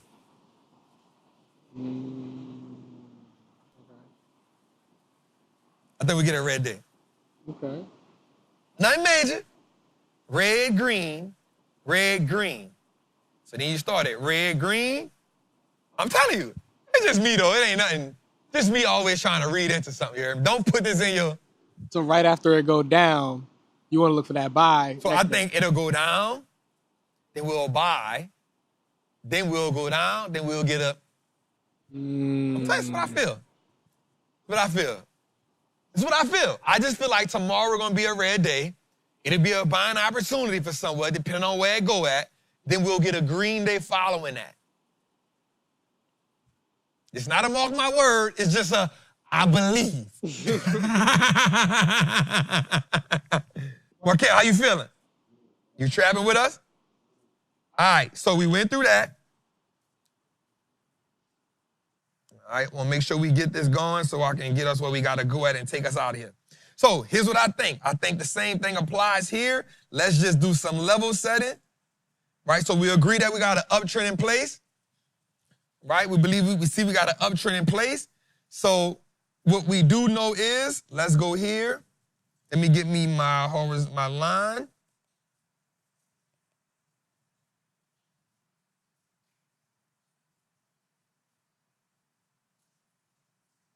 All right, so I think we leveled out here. I like that right there. All right, so I think we can come into this a little bit. Let's look at this a certain way. So I think 23, probably 73 is a good way. And the reason why I'm not sitting on that high, because it was a rejection. Right? That's the only reason I'm not sitting on this high right here is because it was a rejection. Right? What I do see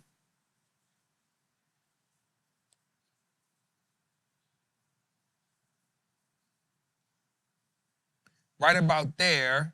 You could go there because that was a push-up high. That was the last high before that count. So let me say this right. The sellers here, okay, I want to make sure y'all get it right. The sellers here had to break this high here. The high that we circled, right? Now, it rejected that.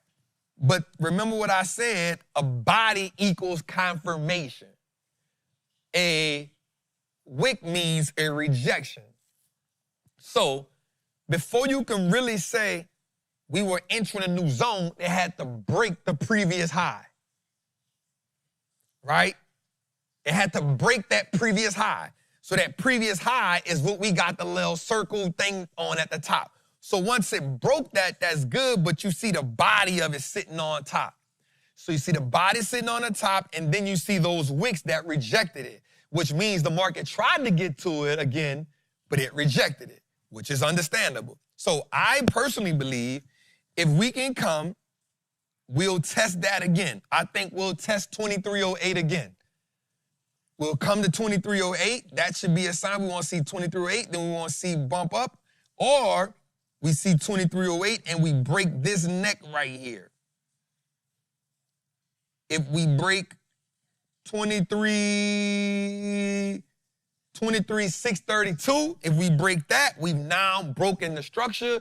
Now we've gone into a downtrend, and now you want to find something at 23,408. I think that's what you look for right there. That's where you find some guidance at on, what's sound, family? That's where you find some structure at on there.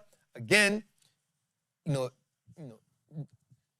every trader won't see the chart the same, which is understandable. It may differentiate in different places, but my goal is to give you an idea of where you're going, give you an idea of what the market structure looks like, and then from there, you can now place your trades, and you can do this with every single chart you see. First thing you're going to do is, where's the current price? Where's the high? What trend are we in? Write that down. Where's the current price? Where is the high that we come from? Not the all-time high. Where is the high that we came from? What should be your swing high, right? It's two different things. Current price, where's the swing high we come from? And then the next thing you want to look at is, what trend are we in? Is the chart going from bottom left to upper right? Or is it going from upper left to bottom right? Right? So if you see a series of higher highs and then higher lows, you know we're in an uptrend. If you see a series of lower highs and lower lows, you know you're in a downtrend. Let me tell my people this. Do not find yourself trading against the market. It's a difference if you are inside of a retest zone, meaning the market is coming back and it hasn't broken that lower high. So if you're in your puts, if it ain't broke that lower low, if it breaks that lower low, you can keep riding it. If it bounces back, hey, step back. For my call option people, if it breaks that lower high, meaning the high that the highest high is standing on, listen to what I'm telling you. The high, the lower high is the platform that the highest high is standing on. Okay, let me show y'all this in the chart right quick, and then I'm going to go about my business. All right? I'm going to take everything off this screen. Oh, shit.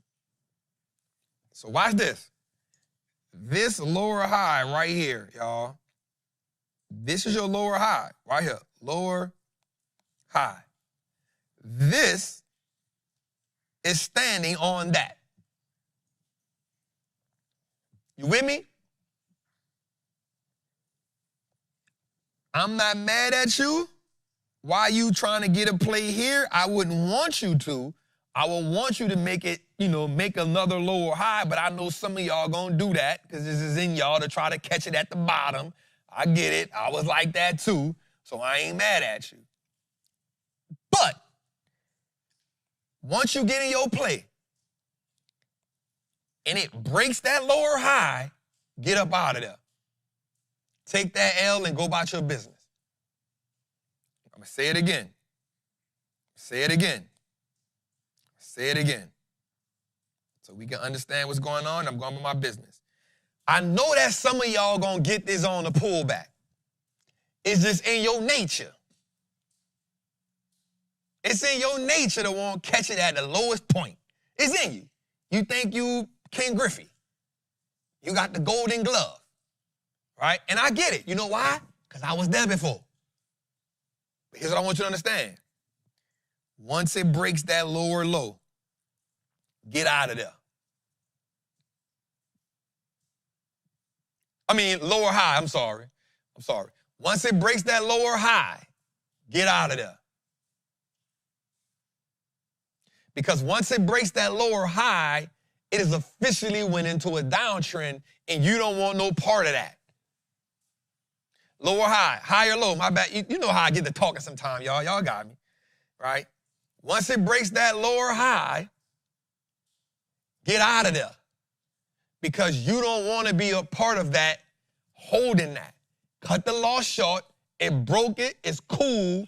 I'd rather us take the small L right there, unless it do something like Palo Alto did us, which was, it was all good. I was up, and then a large inducement just hit us. It dropped $18 in one day. When it happened like that, you just like, damn, I'm here now. You know what I'm saying? One like that, you just like, all right, I got to ride this one out. You know what I'm saying? But in a situation where you can see it breaking that lower low, that higher low, man, get out of there, cut that L, let that thing settle down to do what it's going to do, and you go find something else that's making lower highs. Right? You go find something else. It is a higher low, y'all. I was just talking, y'all, right? Like, sometimes it happens like that, but that's the higher low. I done charted it all day. God, don't hold me. Y'all know what I was saying, bro. God, here come the clip right now. Trav don't know what the fuck he talking about. Here it come. Here it come. Oh, goddamn. Goddamn. All right. As long as we got that, we good. So we know that. We understand that. Let's rock out. How y'all like the chart session, man? That's what we got for today. We're going to kill that. We're going to end that. Great job, squad, on the chart session. Great job, Sean, for being there, watching us rock out. All right, Jose, let's get into it. Damn, I spent the hour on that. Shit. But they was eating, though. You know, that's what I was about. As long as our people eating. Yeah, as long as our people eating, we good. Junior, nah, you good. I feel it. So I got to catch, but I'm glad y'all help me sometime, because I'll be done said it, and then because I'm thinking something else in my brain, I'll say something else. But I know how people will grab a clip and be like, this nigga said that was a lower earlier. This clearly here. This is why y'all losing money. You know how that go. You know how that go. Anyway, all right, y'all. Tell me how y'all feel about that. I hope y'all like that, man. We want to try to add the chart sessions on, just so we can get into it. And now, after speaking about that, today was a good day. We did 97 grand a day. It was good. Almost close. It's shine. We close. I'll say, how much you got left? Come on. Come on. All right, let's get to it. We got some. Let's show them the chart, man. Let's get to our chart. Shout out to my Patreon members. Shout out to my Travelers Anonymous members. Shout out to 3,500 people in the chat. Do me a favor, man. Like this, share this. We got something cooking too, y'all. We got something cooking. So I'm going to say this. I'm not going to put it all the way out there.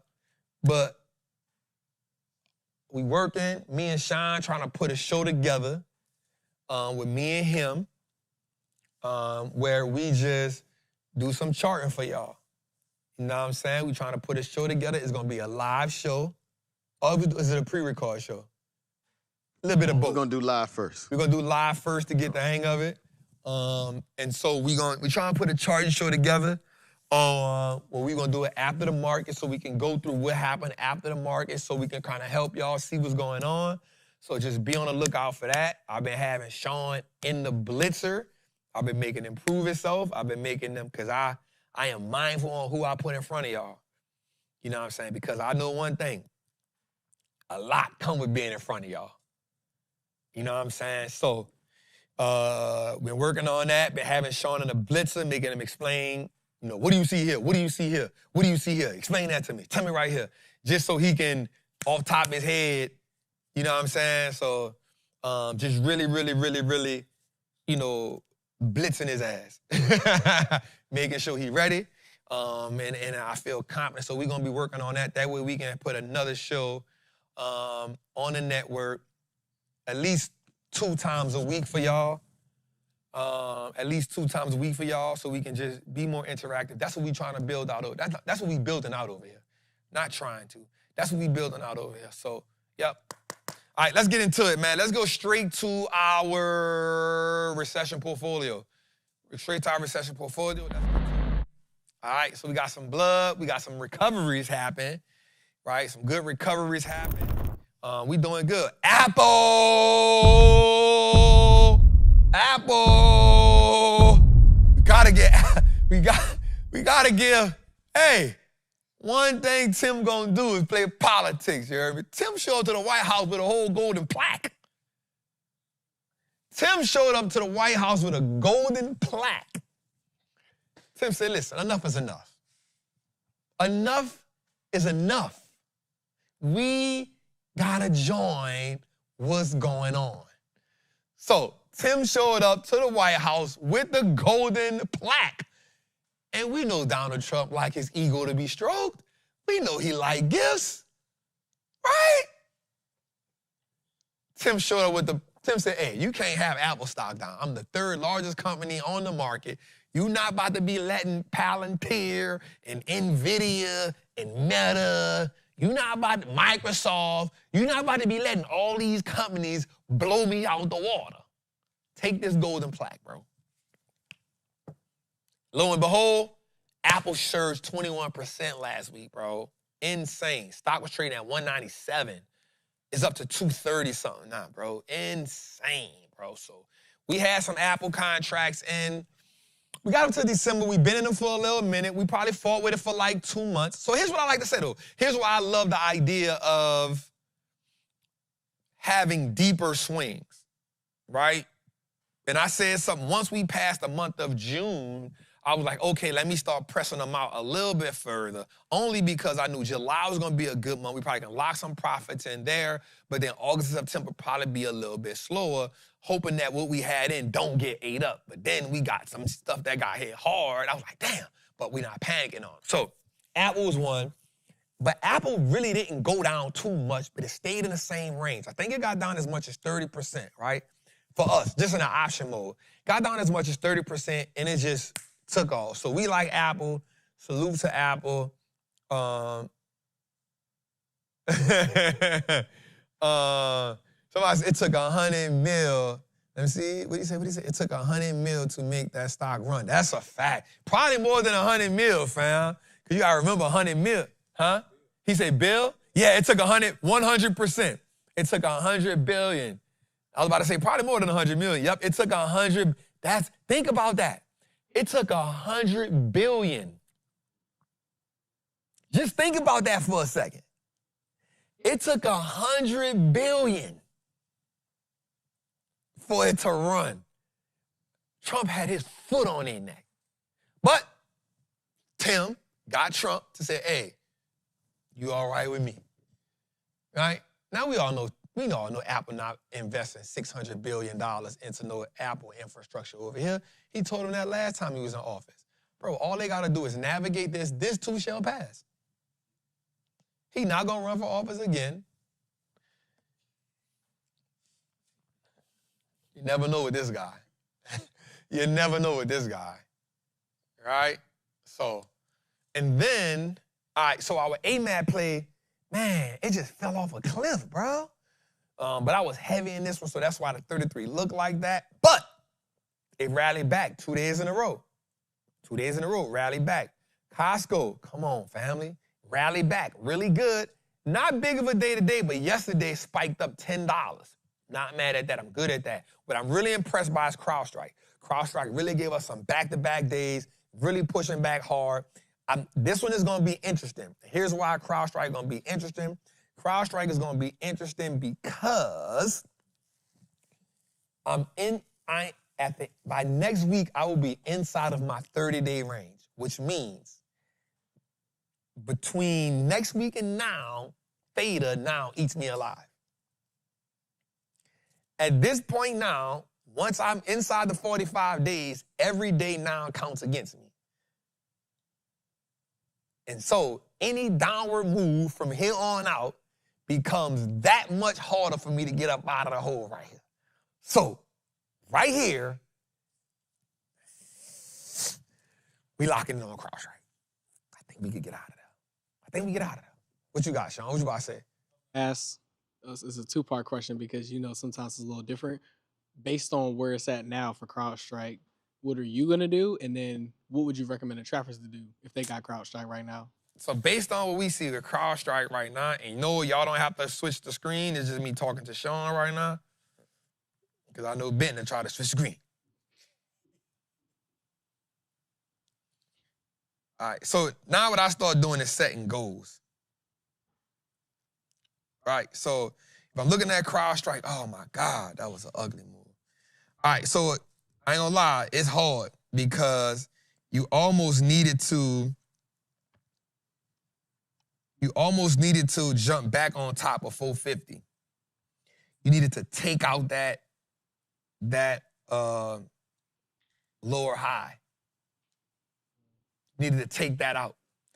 You needed to take that out at 450. So you needed to jump on top of that 450, and we have a 440 and a 480 call. So you almost needed to jump on top of that 450 in a month. Now, you probably need that, which is about it's not bad. It's a $20-something move, $22 move.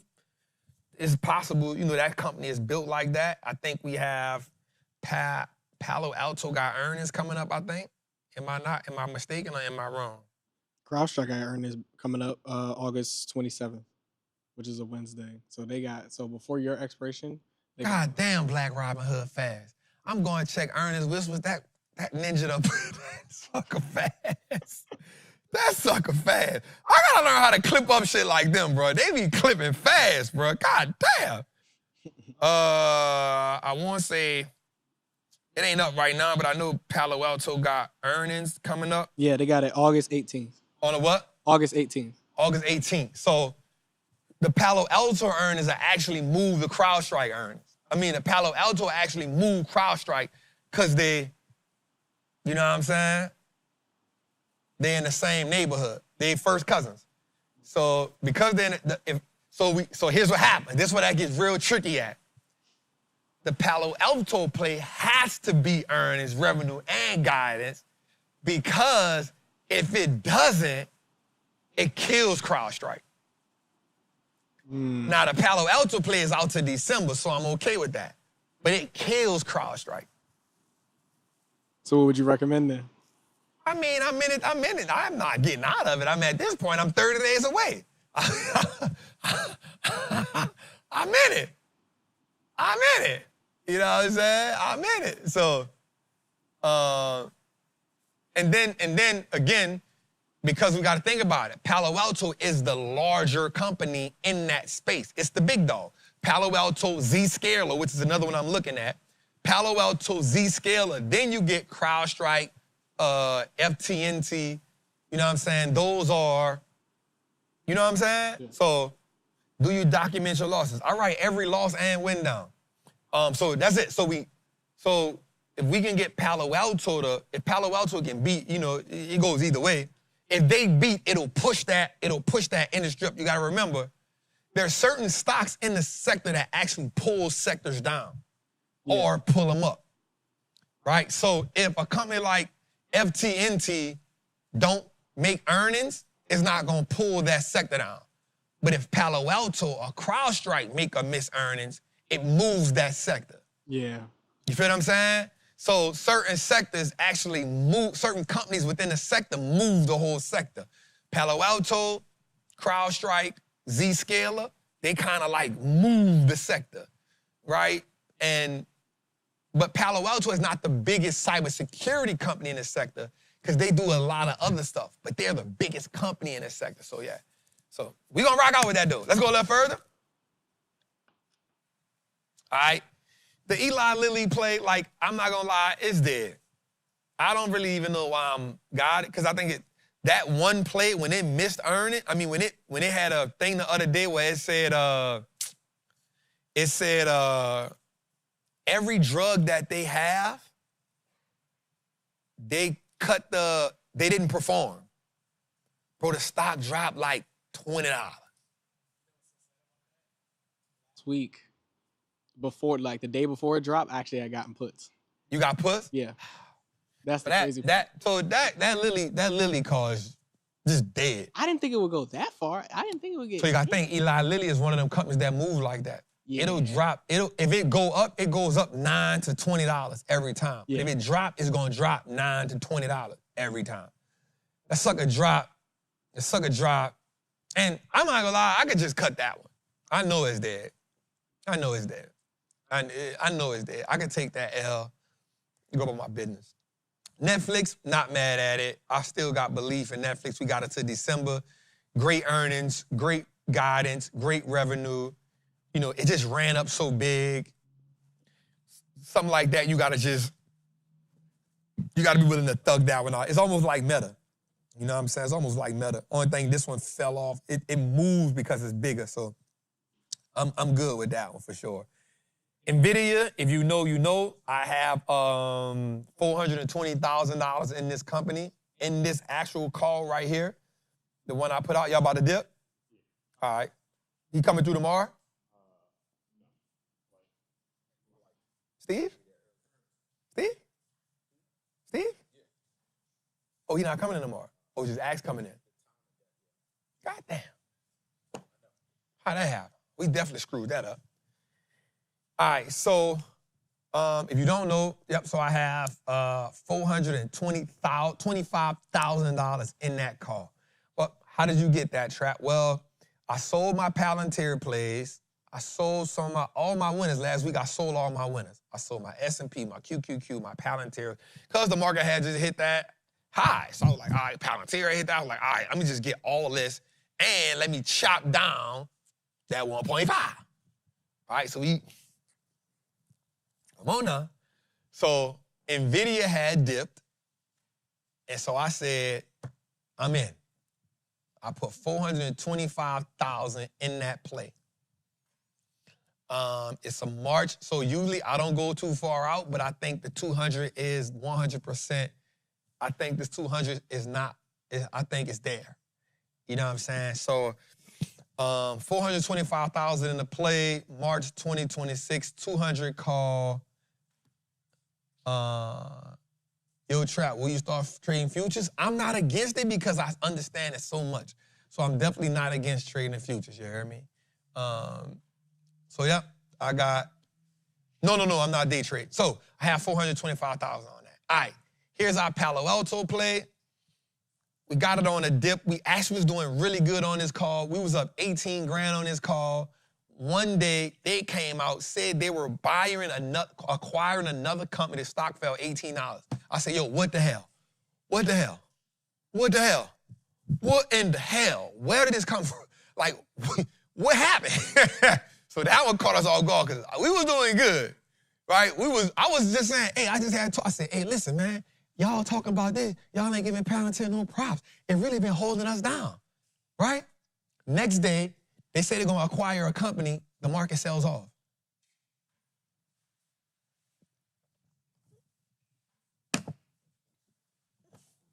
Flushed me.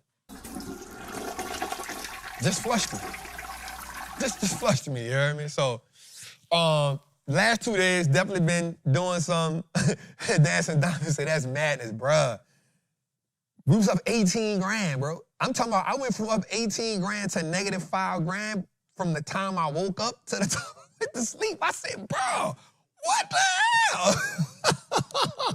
It slapped the piss off all of us. And then it followed that with another red day. I was like, ooh, don't do me that. So that was one of them ones. That happens sometimes, right? Sometimes, you know, it don't gradually come down. Sometimes it just flush you out the gate, and then in that moment, you just like, okay, shit, right? You just like, God damn. And so now you gotta follow through. So that's what happened with us with Palantir. You know what I'm saying? Just, somebody, look, John say, bro, I was hurt on that. We was up good on that play, bro. We was up like 30%, 20% at least. So like 20%, bro. It just fell out the sky. So anyway, Nettie said, not all of us. Get out of here, Nettie. That's my girl, though. All right, let's go. All right, so we put in a Palantir call today. All right, we put a Palantir call in today. Oh! Go back one. Go back one. All right, we put the Google Play in Friday. Let me tell you how dope that was. I was pissed off that I missed my Netflix play. But the dope part about it is I keep a watch list of about 20 companies. So let me say this. There's 2 companies that I missed, and it's my fault. I missed my Goldman Sachs play and I missed my Meta play. And those are 2 plays I will get in during consolidation. And I didn't get them, again, the days I was supposed to get in them, which was Friday. I was supposed to get in 3 plays Friday. Goldman Sachs, Meta, and Netflix. I had it mapped out. But I had a fire marshal here. And my attention was on a goddamn fire marshal. And so that just, if you buy a building, you're going to know. Fire marshals are, they different, right? So we done with the fire marshal. So I wound up getting the Google Play at the end of the day. I say, y'all, there's a play I want to get in. It's on my list. I'm going to watch it. We got it in that power hour. We got it in the Google Play. We posted the Google Play. So we got it in that. So that's good. Let's go a little further. Yep. Today we got in the Palantir play. I can't give y'all the specifics because I got in them today. So can't give y'all that. You know, we got to give a little time for that. So 2 Spotify plays are down, not bad. I still like the Spotify, not bad at it. So that's where we at on that. And then we got our Visa play we've been in. We got it to January. It go up and down. Next time it turn positive on me, I'm going to just get out of it because it don't just, it's been tripping. So that's where we at, man. I think we're doing good in this Patreon, man. We flowing. We got some things. We got some time on some things. I think we got enough to settle in. And so, yeah, come join the Patreon. Come rock out with us. Somebody say, you still on Trap? Goddamn. Belina say, Trap, well, thank you for putting me on Goldman Sachs. We done ate off Goldman so many times this year for sure. All right, let's go a little further. All right, now we are getting into our buy and hold. AJG, Costco, CrowdStrike, CVLT, Goldman Sachs, Meta, Netflix, NVIDIA, Palantir, Sprouts, Farmers Market. Sean, we're up 145. We are up 25%. We're back where we were last week. I like it. I think we can hit 30, 40% this year. Let's go. All right, let's get into our information, man.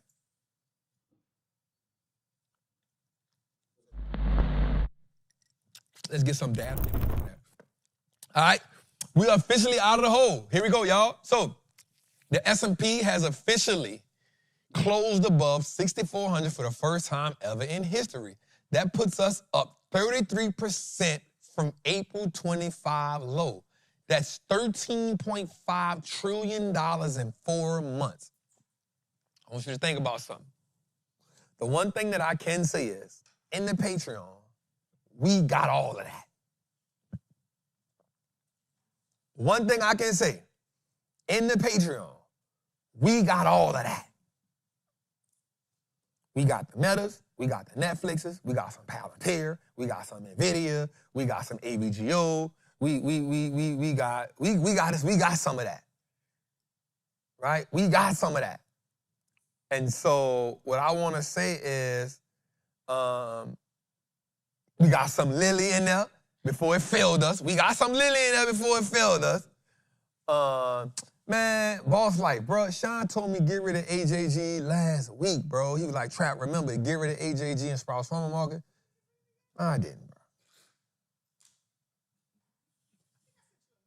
bro. You did. I totally disregarded it. After I told you to send it to me.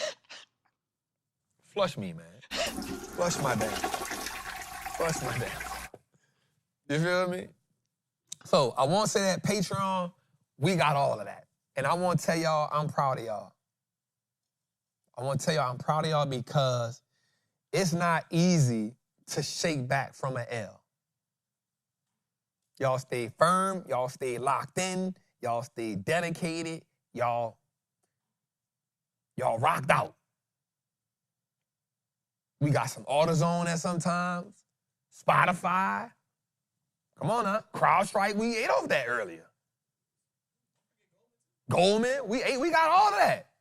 We got all of that. Syntax, we ate off that earlier too. Come on. So we got some of all that, man. And I just want to tell y'all, man, you've been through it. You've been through it.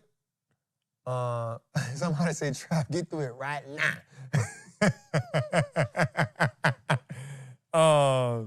We've been through it. I'm proud of y'all. You know, for me, it's not about who made the most money. It's about how many people that we impact, and it's about impacting people, making people believe it. You know, they got people in the Patreon like, bro, you know, I hit this. Bro, Trap, this. You know, and they're getting better. So for that, man, I just want to tell y'all, man, I'm just proud of y'all, man. I'm really freaking proud of y'all, man, because it take boldness. And I'm gonna be honest with you, a lot of people left the Patreon during that time. I'm not gonna lie. A lot of people left, but a lot of people stayed. A lot of people stayed, and they thugged it out, bro. And not only did they thug it out, but you was able to come out on the other side like, hey, that shit built me, bro. So, again, freaking proud of y'all, man. Freaking proud of y'all. Let's go a little further. All right, Trump extends the China tariffs by 90 days. Now, here's my question to y'all. Did we not expect that anyway?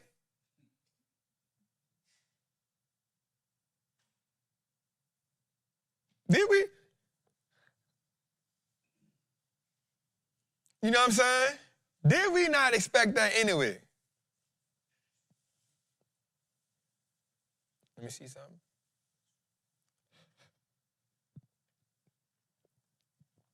President Donald Trump has signed an executive order that will prevent high U.S. tariffs on Chinese goods from snapping back into effect from another 90 days. The order was signed just hours before midnight when the pause on Trump tariffs was supposed to go. All right. Did we not expect that? I think in the Patreon, we talked about it. But I told my Patreon people this, I'm not gonna lie. They asked about Taco Trump. I say, now listen. Y'all saying that taco shit. When he synced the market, don't be mad. The boy said, you know what? You right. You right. You right, Trav. You know what I'm saying? But we expected that. You know why? Because I'm gonna say something. The Chinese are not, and I mean, they're not like the Europeans. They're not like, they do whole business. So they're gonna have to talk, because China will get away from the table. And you see they'll go tariff for tariff with us. Ain't nobody else do it like that. So in this case, you gotta say, all right, hey. And I don't even think it's him being weak. I think it's him, somebody being in this, like, hey, Scott Bessent, man who studied under George Soros, who almost broke the Bank of Europe, said, hey, let's go and extend this. We got to sit at the table with them. We don't even want, right now it's all right. We got everything all right. The market, and I know him, hey, the market's doing good. Chill out. The markets is doing, if I can get you to leave Gene Powell alone. The market's doing good. Let us deal with this. Go pick a fight with whoever you want to pick a fight with. Let us go mess with an American company. Go mess with an American company. Let us handle this. And so, I do think in 90 days, we'll have something. 90 days is August, September, October, November. I think in 90 days, we come back with something. And this gives the market relief. So now the only thing the market worried about right now is rate cuts. That's the only thing on the table right now. We see where the CPI data came in a little lower than expected at 2.7, but year-over-year data came at 3, so that's as expected. So there's no meeting this month. They're going to be in one of them doing something, one of them big talks they're going to have. They're going to have that talk, and then come back September, I think we get a rate cut. I think we get a cut in September because of what happened today with the inflation. Okay. Came in a little lower. Just a little bit. A little bit goes a long way. All right, let's go a little further. So I think that. Let's go back further. And I'm going back to China. You just remind me I got to get my visa. I ain't going to keep asking you. I be forgetting. That's on you. You forget. Yeah. Book the tickets too late. Yeah. And I had to look up what taco meant. What? Taco Trump. Trump always chickens out. Yeah, I ain't know. They was throwing tacos in the chat. I was like, I know I ain't the only one. But I'm not going to say it because I might get a Charlemagne the God situation where Trump be like, Wall Street travel, I don't know what the hell he's talking about. I'm going to go crazy. It was popping. Right. We popping. All right, so gold falls as market. Gold prices retreated Monday after Trump confirmed that no tariffs will be imposed on imported gold, easing concerns that recently fueled record-setting rally turns also shifted their attention to an upcoming U.S. inflation report that could shape expectations for Federal Reserve next time. U.S. gold fell 2.5% to $33,400 an ounce, pulling back from Friday's all-time high, which was sparked by speculation. Washington might target the most widely traded gold bullion bars with country-specific tariffs. Now, I'm going to say this to everybody. I've been saying this since this was $2,500. Get you some gold. You don't got to get no gold bars. Go buy you them little gold coins and get you gold. Just buy you some coins. Live it at a time. Get you a coin at a time. Get you an ounce at a time. Or get you a gram at a time. I'm talking talk. Huh?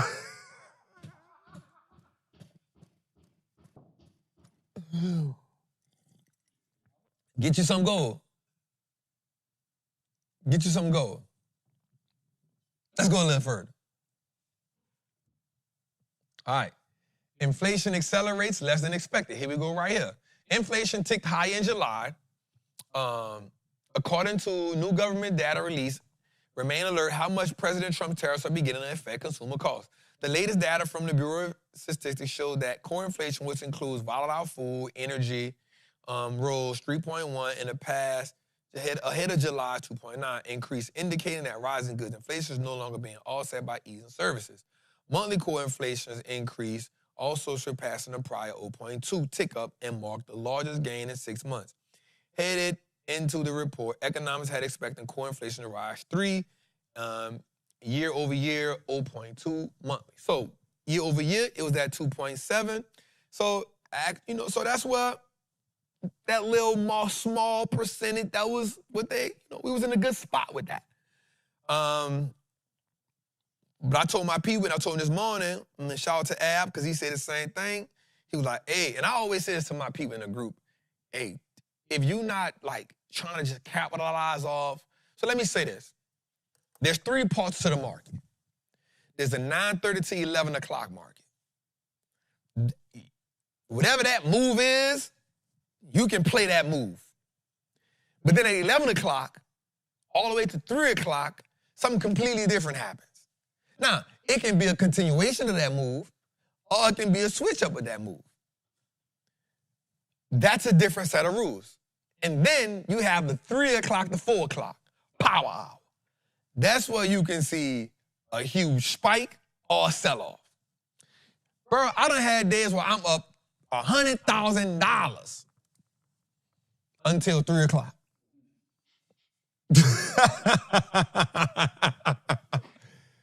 That thing go from 100,000 to 20,000. You like, bruh, what the hell? So there's 3 different times of the market. And you can actually play all 3 times. You can play that first hour and a half. You can play that middle part of the day, and then you can play that end. So if you're a day trader, you can play that first hour, you can play that last hour. And if you're a longer trader, the middle, that's why most of my trades gonna usually be around that 10:45 to 1 o'clock time frame. That's my try. I'm good to go. Unless I see something on the news that's a fundamental catalyst that's gonna change the way the market moves. Other than that, man, I'm chilling. If I ain't made my play by like 1 o'clock, I'm like, man, I'm straight. You know what I'm saying? Unless I come in the chat and say, hey, I'm gonna make me a power hour play, y'all. You know what I'm saying? Then I'll let them know this is a power hour play. You know what I'm saying? So, but somebody say, nah, just buy Bitcoin. If I only bought Bitcoin, I would be missing out on so much money. Right? I can make a lot of money with Bitcoin and make a lot of money trading. Why would I just buy Bitcoin? Why would I leave all that money on the table? Flush you for saying that. Flush you for saying only buy Bitcoin. Flush you for that. Sir James said, I can't be a gold-mouthed dog. Hey, that's some southern shit. That's some southern gold-mouthed dog. All right, let's go a little further, man. What we got? All right, nearly half of U.S. adults say cost of living is not affordable. Listen, even though inflation has come down from its peak in the summer of 2022, it is still elevated. The consumer index price rose 2.7 year over year in June, up from 2.4. In May, household energy, auto insurance, housing, and residential meals were among the most expensive categories that jumped in price. Sentiment varied, generations and genders. For example, men were notably more positive. 60% described cost as affordable compared to 50% of women. Additionally, younger Americans have slightly more positive outlook about the cost of living in their areas. Roughly 60% of millennials and Gen Z describe costs as affordable or very affordable. Here's what I want you to say, y'all. I want you to understand this. I want you to understand this. I want you to understand this. I want you to understand this. The price is not going to go down.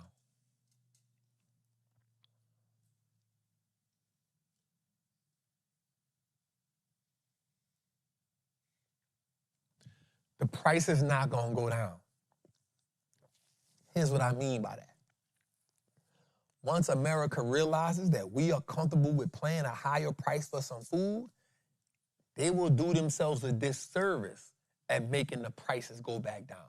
We still live in capitalism, y'all. This is what America's based on. Is they gonna do enough but not give you that big old discount. So if they know they can charge you 55 cents instead of 50 cents, the lowest they'll go is 53 cents. Because that 3 cents on 1 million people is a lot. That 3 cents on 10 million sales is a lot. That 3 cents on 50 million sales is a lot. So the prices ain't gonna go down. The prices ain't gonna go down. We'll never pay 25 cents for a bag of chips again. We'll never have quarter juices again. Come on, Markel. Come on. We never had a quarter. Come on. When the frozen cup lady stopped pouring quarters at the bottom of the frozen cup, you know for a fact times have changed. Jose don't even know what that is. So we had quarter waters, but What the hell's a quarter water? That's the same joint with the little aluminum foil at the top that cut your mouth. Huh? Wait, the Huggies. Oh, the jugs? Oh, that's what y'all call quarter water? We call those quarter waters. No. So that's a quarter juice. Yeah. We talking about a frozen cup.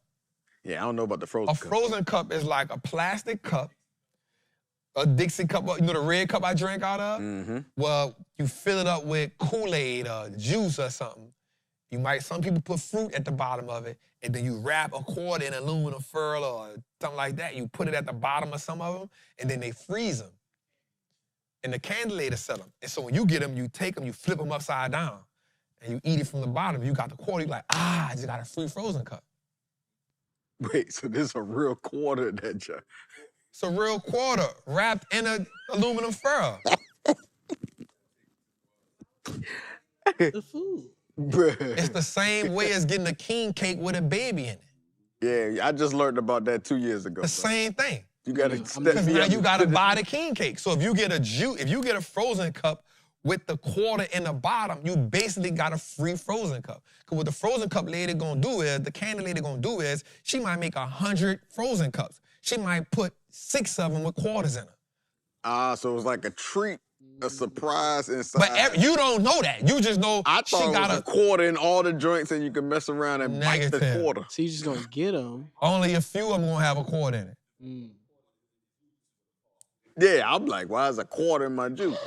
Bro, we from the hood. We was drinking out the hose pipe, bro. What you talking about? That was delicious. So if you drink out the hose pipe, ain't no different than this one. You know the world was different because you used to go to the candy lady and ain't nobody care. I wouldn't dare go to a candy lady today. Right. Hold up, but you said she wrapped the quarters in aluminum foil. That might help it. Sometimes. Not all the time. That's all right. Nah, that's cool. I'm used to it now. Yeah, not all the time. Sometimes. Okay. Sometimes. Yeah, y'all gotta pace me with this New Orleans stuff, bruh, because I'm learning. From dress to king cake. I thought so. I thought that was just a southern thing, because like I went with my people in Mississippi and they was doing the same thing. So. Well, D.C. is south, but Maryland is y'all south. ain't really south, bro. You're not about to go to that. I know you're gonna get on the Mason-Dixon line thing, bro, but nah, I'm straight. Yeah. Ben say stay on track. I'm gonna stay on track, man. All right, let's go a little further, man. So the prices ain't gonna go down. So you gotta either learn how to trade, learn how to make some more money, or get better at budgeting. Prices ain't gonna go down. Let's go a little further. This one was huge. Bankruptcy is at its all-time high since 2020. This was key right here. Watch this. 71 large U.S. companies went bankrupt in July. That's the highest monthly total since the pandemic. This following 66 and 64 followings in June and May. Year to date, there have been 446 large bankruptcies in the last 15 years. This is already higher than the full year totals of 2021 and 2022, when 405 and 377 firms went bankrupt. Industrial and consumer discretionary companies have led the surge with 70 and 61 filings respectively. Let me say this. It's because times are changing. It is because times are changing. Let me say something to my business owners. If you are not adapting to the new way of doing business, you are 100% setting yourself and your company up for failure.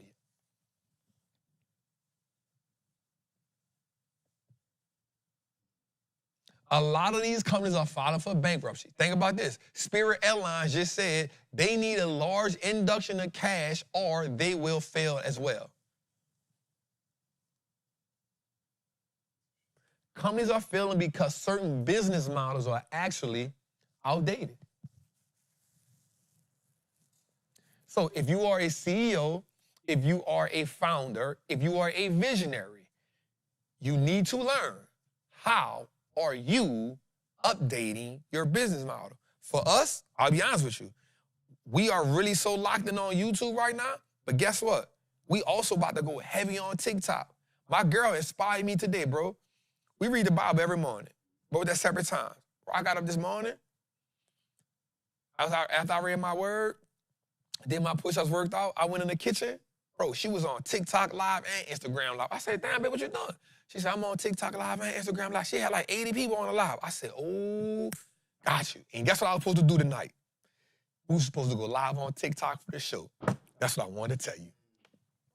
That's what I wanted to tell you. That's what I wanted to tell you. Moving forward, we are going live on TikTok for Trapping Tuesdays. We figuring it out, bro. Moving forward, that's what we doing. Yes, sir. Yes, sir. Yes, sir. You gotta adapt.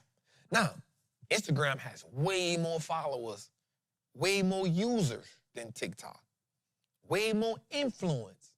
But you cannot deny that is the newest way now. Guess what else we about to start doing? We about to start streaming. We got to start a Twitch account. You got to evolve how you doing business and how you reaching people. Because if you keep saying, think about somebody who's stuck on Facebook, say, I ain't going on Facebook. Don't get me wrong. Actually, if people don't know, boy, I was pissed off today at Facebook, bro. I was pissed off today on the phone with them. Facebook actually pay way more money than YouTube. But some kind of way my back office did over there, I'm just having a hard time with plugging. Yeah, but the ads and the connections. Yeah, it's just hard. It's hard. But, bruh, you got to be willing to go, hey, I'm about to go TikTok. Hey, we got to go streaming. Not just posting, but you got to go, because guess what? The way that the newer generation, this where they at. We still got influential platform. We got to be willing to go over there and make that content for that. Put that in there. That's how we keep what we doing. That's how we keep reaching. So, in business, the people who are not willing to evolve and is not willing to adjust, you're going to be filing for bankruptcy. Let's go a little further. Trump signs an order for 401ks. President Trump signed, damn, we got all these goddamn Trump posts. This dude be active, dog. President Trump signed an executive order that allows alternative assets like cryptocurrencies and private equity into retirement accounts. Of millions of the order marks a major shift in retirement investing. Open up the traditional state industry to more speculative and sometimes illiquid investments. Typically, most 401k participants are offered a mix of stocks or bonds, funds, or index products in which they invest in. So now, here's the trick to that, though. That's why they came up with the spot ETF for Ethereum. That's why they came up with the spot ETF for Bitcoin, so that they can add it inside of your 401k. Now, here's what I would tell you. If you're in your 401k, I'm going to tell them, hey, I don't want that spot ETF. I don't want that. I want the Bitcoin itself. I want the Ethereum itself. That's what you do. That's what you do. You don't go get the Bitcoin ETF. You don't go get the Ethereum ETF. You just go get the Bitcoin itself. And you go get the Ethereum itself. Don't get the ETF.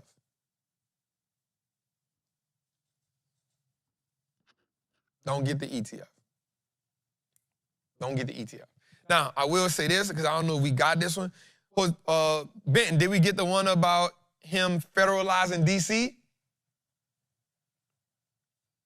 All right, so I'm gonna write this down. So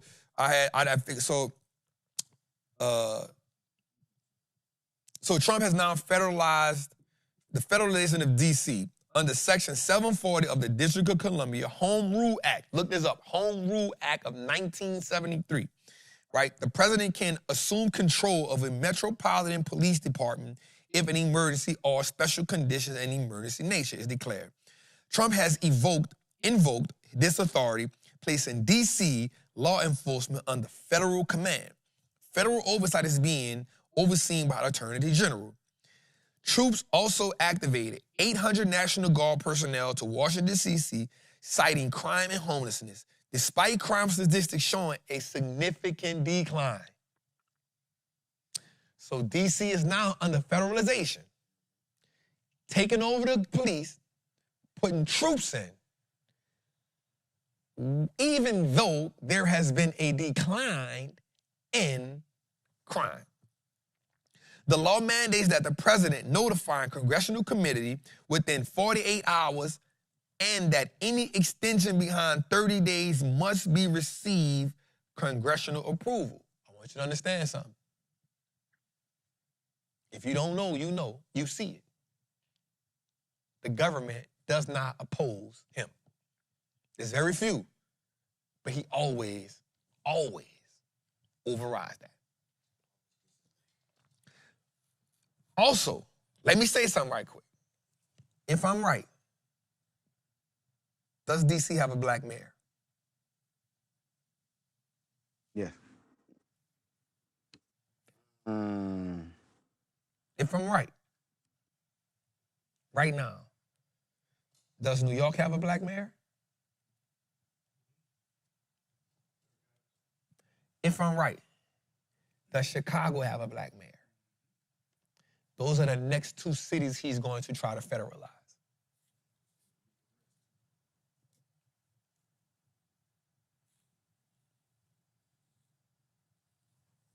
I want you to sit on that for a second. The next two cities that he say he's going after is New York and Chicago.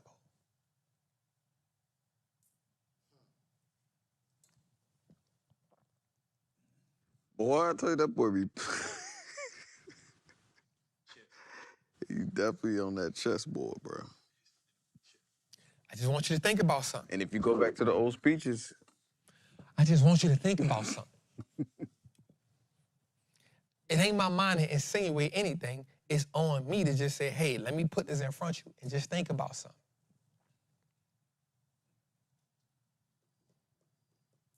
And if I'm not mistaken, he won't do Atlanta next.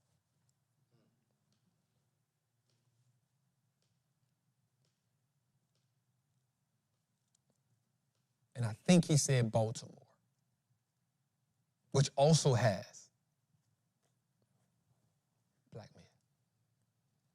Okay, let's go a little further. What does it mean? It's so heavy in that, though. That's something that we can stick right there. I'm just thinking about, like no, I ain't finished. Yeah, go ahead, cook. I ain't finished. Watch this. What does it mean? Not a full government takeover. The president cannot dissolve the D.C. government, revoke home rule, or govern the city outright. His authority here is limited to law enforcement and public safety. Legislative and budgetary remains control with the D.C. Council. So what that means is he can take control, but he can't set law, right? But he can control policing. But if you can control policing, you can control the people. And if you control the people, you can then come up with something else to do what? Override.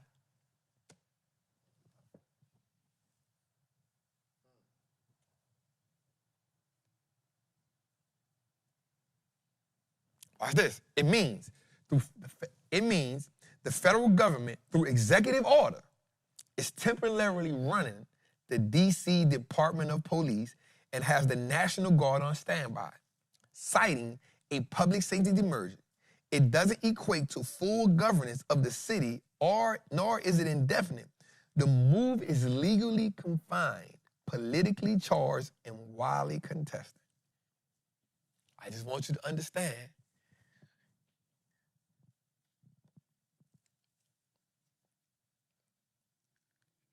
Strategic moves are being made. Pay attention. Position yourself.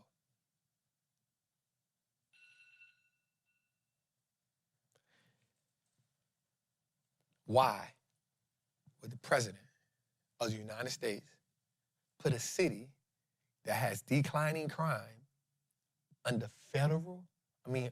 under military police? It's the closest he can get to martial law.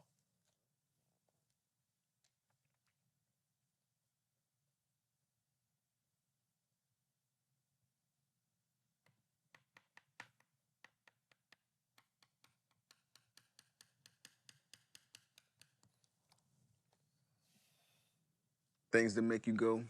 I just want you to think on it. Mm-hmm. I just want you to think on it. I'll tell you again. Buy silver, buy gold, buy water, buy batteries, perishable food items. You need a bulletproof vest, you need a shotgun, assault rifle, handgun.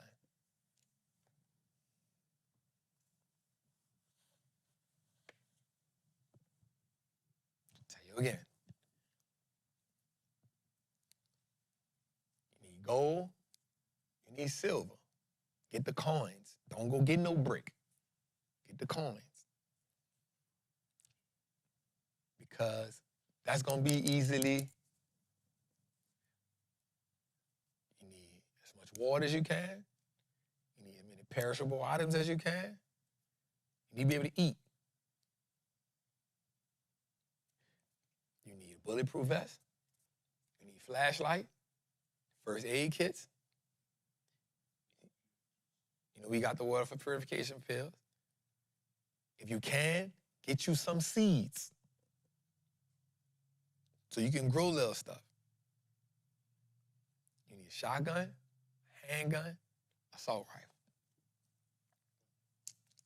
Go watch the movie 40 Acres. It just came out. Really good movie. Really good movie. I want to say it was on Prime. Now, I'm not saying nothing about to take place. I'm just saying the unexpected can always happen. And I'm going to tell you something. 3 things that let me know that whatever I thought wasn't going to happen can happen.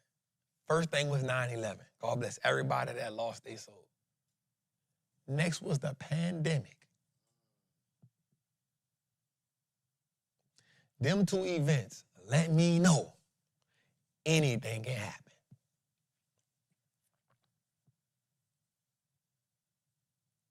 All right, let's go a little further. Let's go.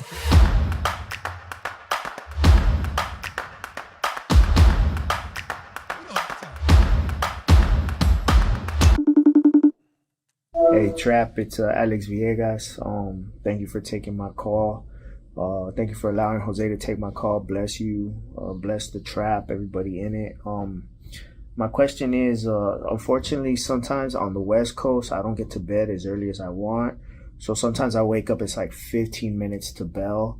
What I was looking for is guidance on like a pre-game, pre-session game plan. Like, what are you cognizant of? What do you need to be aware of, like a checklist before you get into it? Do you like check the VIX?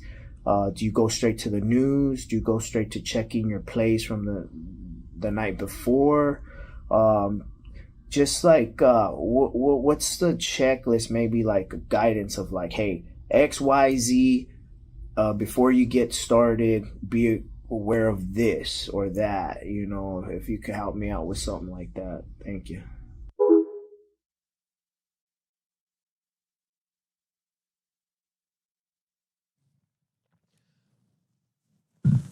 Alex, man, listen to me, bro. So, first of all, that is a great question. And I think you said that sometimes you get up 15 minutes before the bell. Guess what? A lot of us do. All right. So, here's what you should do as a trader so you can be prepared for the market each and every week. First thing I think you need to do is on a Saturday or a Sunday night, I'm going to start off from the previous week. That previous week, that Friday, you need to know what the Friday close was. Write that down. What was Friday's close? Another thing you need to look down, and the reason why is because you want to see where the market going to open at previously to Friday's close. Another thing you want to look at was what was the high of the previous week? I used to write that down. What was the previous week's high? And what was Friday's close? What was the previous week's high? What was the previous week's low? And then Friday's close. That's going to help you out because it's going to help you box out what you got to deal with going into the next week. Here's why that makes sense. If you understand what the previous week's high was, then that's going to give you a frame.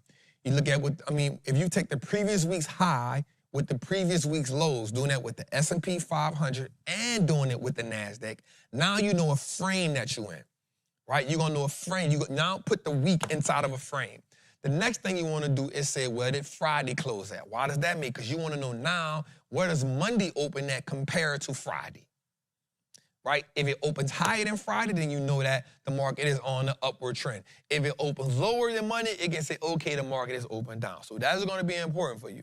The next thing I need you to do is, once you understand that, I want you to now mark your daily, weekly gains.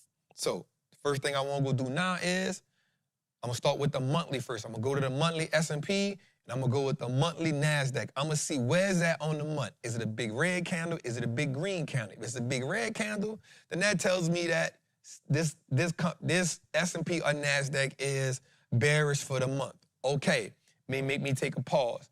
Or if it's green, it's going to make me say, okay, this is bullish for the month. That's good.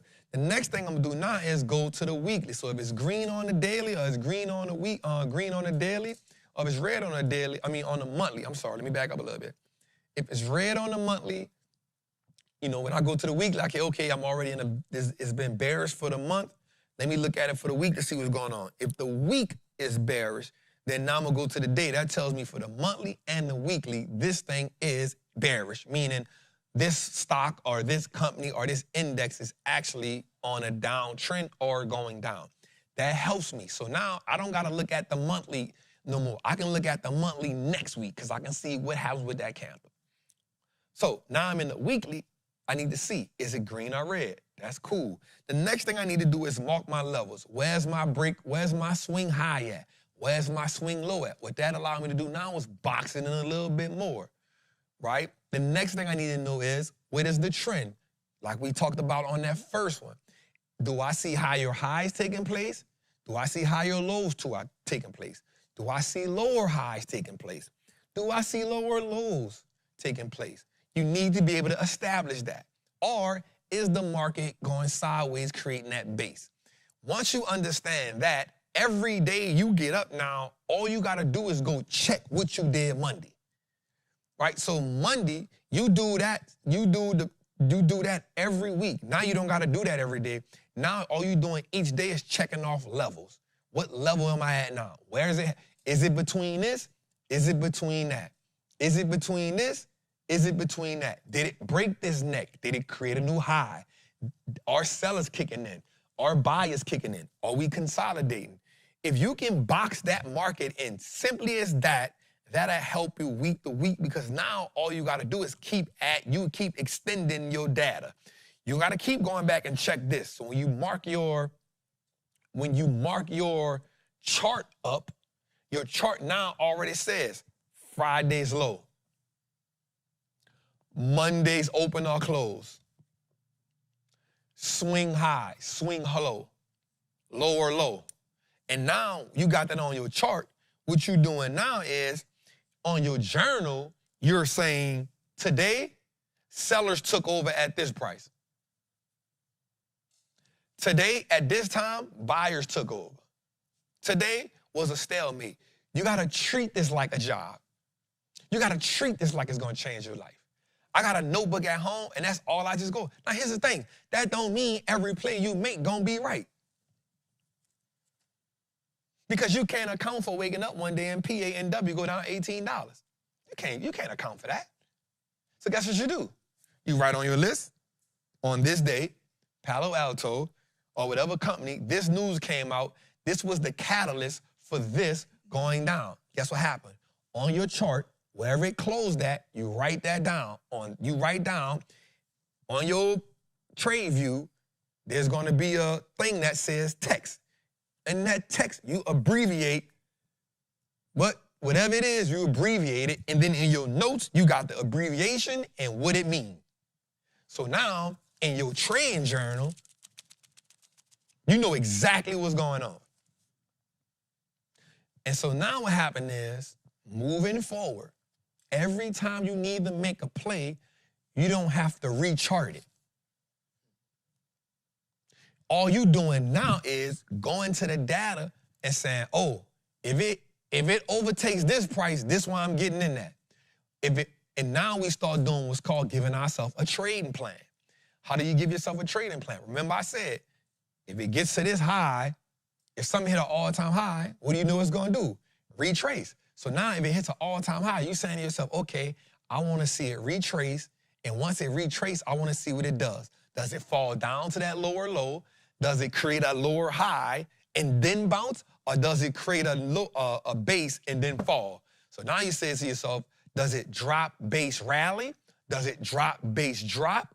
Or does it drop, base, stretch out a little bit, right? So now you have a total understanding of what's going on with this. And you do this to every company that you trade, you will never have to guess when to get in another option again.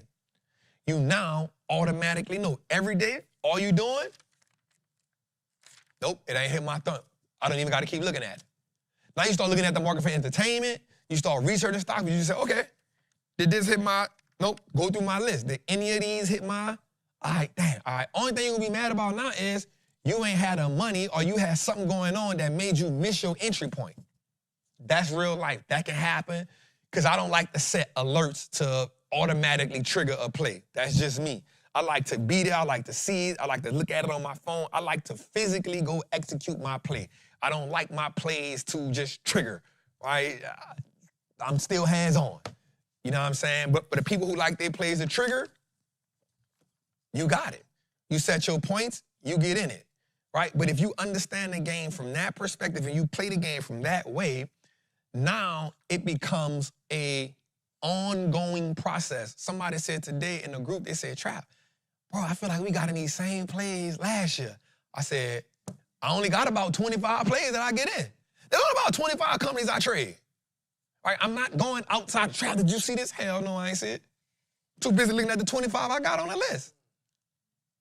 I'll be mad when I miss them. I'm mad I miss App Loving. I'm mad I miss A-Net. I'm mad I miss goddamn Meta. I'm mad I miss goddamn. But I got 25 more on the list, so the minute something go on and I miss it, I'm like, God damn. Right? I got 20. I don't need to be guessing. I got my 25 companies. This one I'm sticking at. Out of the 25 of them, 19 of them are tech companies. I like trading tech. So, Alex, my guy, I appreciate you for that question.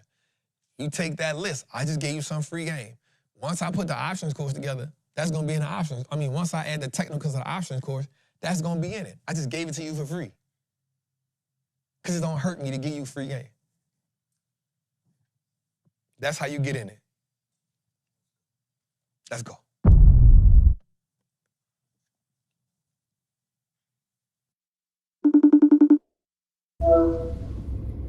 Hey Trap, thanks for taking the call, and Jose, thanks for taking the question.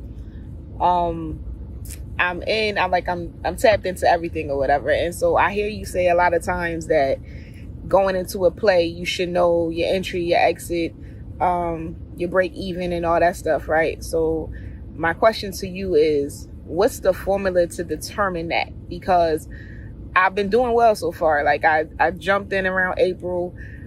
May, I went all in. If you remember, I called in around May telling you that I was a government employee, and I pretty much let Doge do what they do and take that job.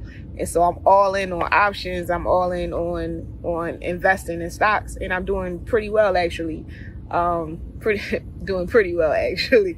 But I want to level up, and I know. And I hear the OG say in the Patreon all the time that when you enter into a play, you should know your break even, you should know your exit, you should know stop losses and all that good stuff. And I haven't quite figured out how to determine that, or what's the formula for that.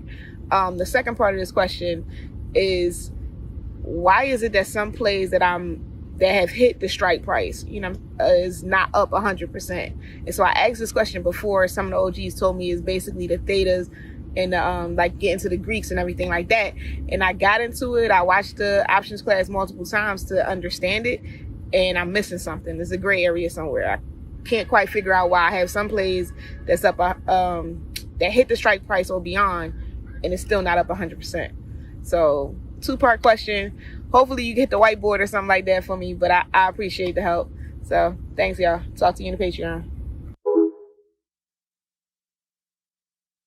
I like, she's so chill, you hear me? Yep. I'm gonna tell you something. She wanted to say that number so bad. She wanted to flex on like that job. Yeah? All right, so let's get into it. Let me answer that question. Let's answer that. Man, y'all got some good questions tonight. I like when y'all have these type of questions because it just allows me to just, Steve did something the other day that was real fire. I was talking and he said, Cam, you better record Trap because Steve asked me a question. And I just went in. Me, him, and Markel, and he was just like, boy, you better record him right here. It's just it's something about answering a question that's in depth that allows you to just pull it, right? So let's go on, and I'm just timing myself. All right, can you hear me, Jose? All right, cool. So the question is, Trap, how do I set my break-evens? How do I set my exits and entries when it comes to the options game? That's the first part of the question. So let me answer that. I'll be honest with you, I never cared about a break-even. That goes against all option philosophy. I never cared about a break-even because I never played this game to break even. I never cared about a break-even. But what I will tell you is when it comes to a loss, when it comes to your exit, so you should have 3 things when you enter an option play. 1 is the entry. At what price am I entering this option play? But to add on to that, you got to ask yourself, why am I entering this option play? So 1, what is the catalyst that's making you say, this is a play that I want to enter? What is it? Why? 2nd, your entry price. So there's a couple ways you can get your entry price. Your entry price can, 1, be based on the formula that's in the options masterclass, or 2, based on some type of technical analysis. So I'll get into a little bit of the technical analysis part because you already have the options masterclass. The technical analysis part can be so many different ways, but I'll give you my way based on market structure trading, right? So for me, a lot of times I want to see when I'm getting into play, 1, I want to see it coming off of a retest where the buyers are now overtaking the sellers. If you notice in the Patreon, a lot of my calls that we get in, especially since June, well, probably since July has been, if you look at the chart of it, is when buyers have now taken over the sellers. Meaning the lower high that has been created has now effectively overtaken that higher high, or when buyers have beat out sellers, or when I get what's called an outside bar, right? So an outside bar, or you can say it's almost like a engulfing candle. It's when the green candle that follows the red candle has opened and closed higher. Opened, the green candle has now overtaken that red candle, which means the buyers have now overtaken the sellers. But that also has to be in position where it has now created a higher high or is going into that higher high. I never want to make an entry when it is going in a lower low, because now I'm trading in the downtrend. Now again, because we buy time on our plays, you may think, all right, Trap, well, I'm buying time, I can stretch it out. Well, that always don't work in your favor, because now what happens is you got to spend a lot of mental energy overcoming the loss, right? You're spending a lot of energy now wanting it to hit a price to get you back green instead of, getting it in a better price which is considered typically a higher probability, right? So you want to get in a trade where more of the odds are in your favor, right? So that, again, you can't never make up for a tweet or the market just one day just selling off on something you in. You can't make up for that, right? But the goal is to get in a play when the play has overtaken a retest or off confirmation. The next thing is, another way for me is, and I'll be honest with you, is when my play has fallen, but it has entered a demand zone. So a demand zone, that's why I say there's a few ways you can get into a play. It just depends on what method you're using.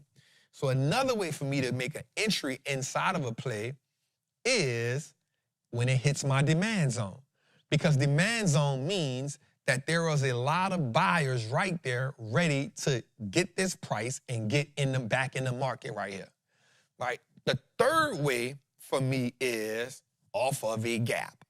So I know that off a gap that there may be buyers waiting, and it doesn't always have to fill the whole gap, but y'all know the stat, 76% of the time, gaps get filled. Not all gaps, 76% of the time. Meaning a stock can run up when it gaps up. When a stock gaps up, that means there's a whole bunch of buyers that orders did not get taken. So when the market runs up, it has to come back and do what? Go get that stash. It wants to get some of that stash.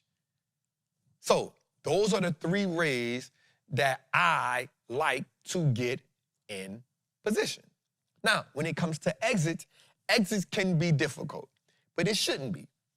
Exits can happen a few ways. One, you can put your exit at, hey, if this stock runs up and then it comes back down and breaks this lower low, what we talked about, if it breaks the lower low on the downside, then you know for a fact it has now officially saluted and told us we want to be in a downtrend. Once the market has told us that it wants to be in a downtrend, it behooves us to pay attention.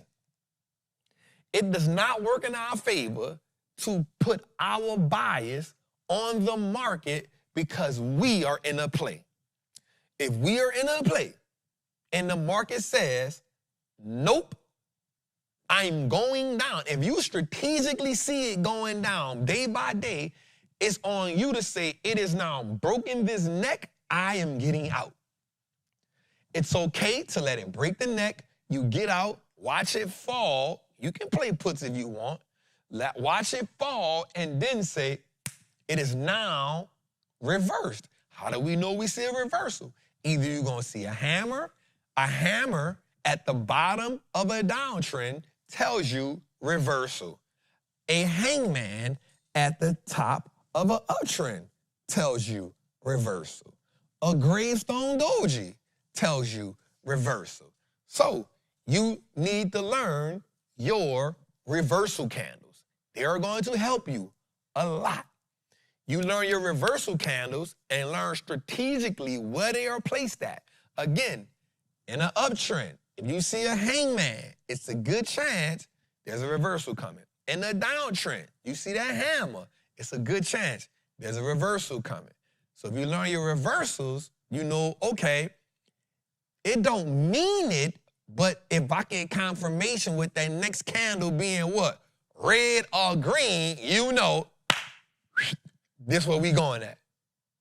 So we can pay attention to things like that. Now we understand how to exit. Another way to exit can be, hey, if this stock, so for me, I have a tolerance that is kind of high. So I am willing to let my play go deeper in the red than others, right? But don't use that as a handicap to hold on to losers.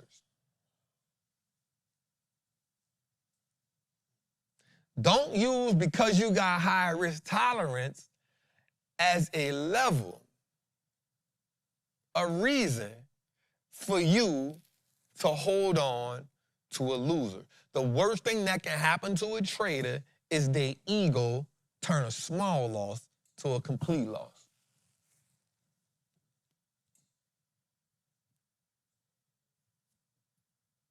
You don't want to turn a small loss to a complete loss.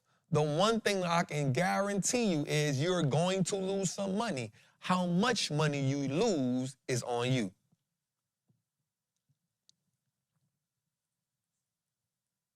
How much money you lose is on you.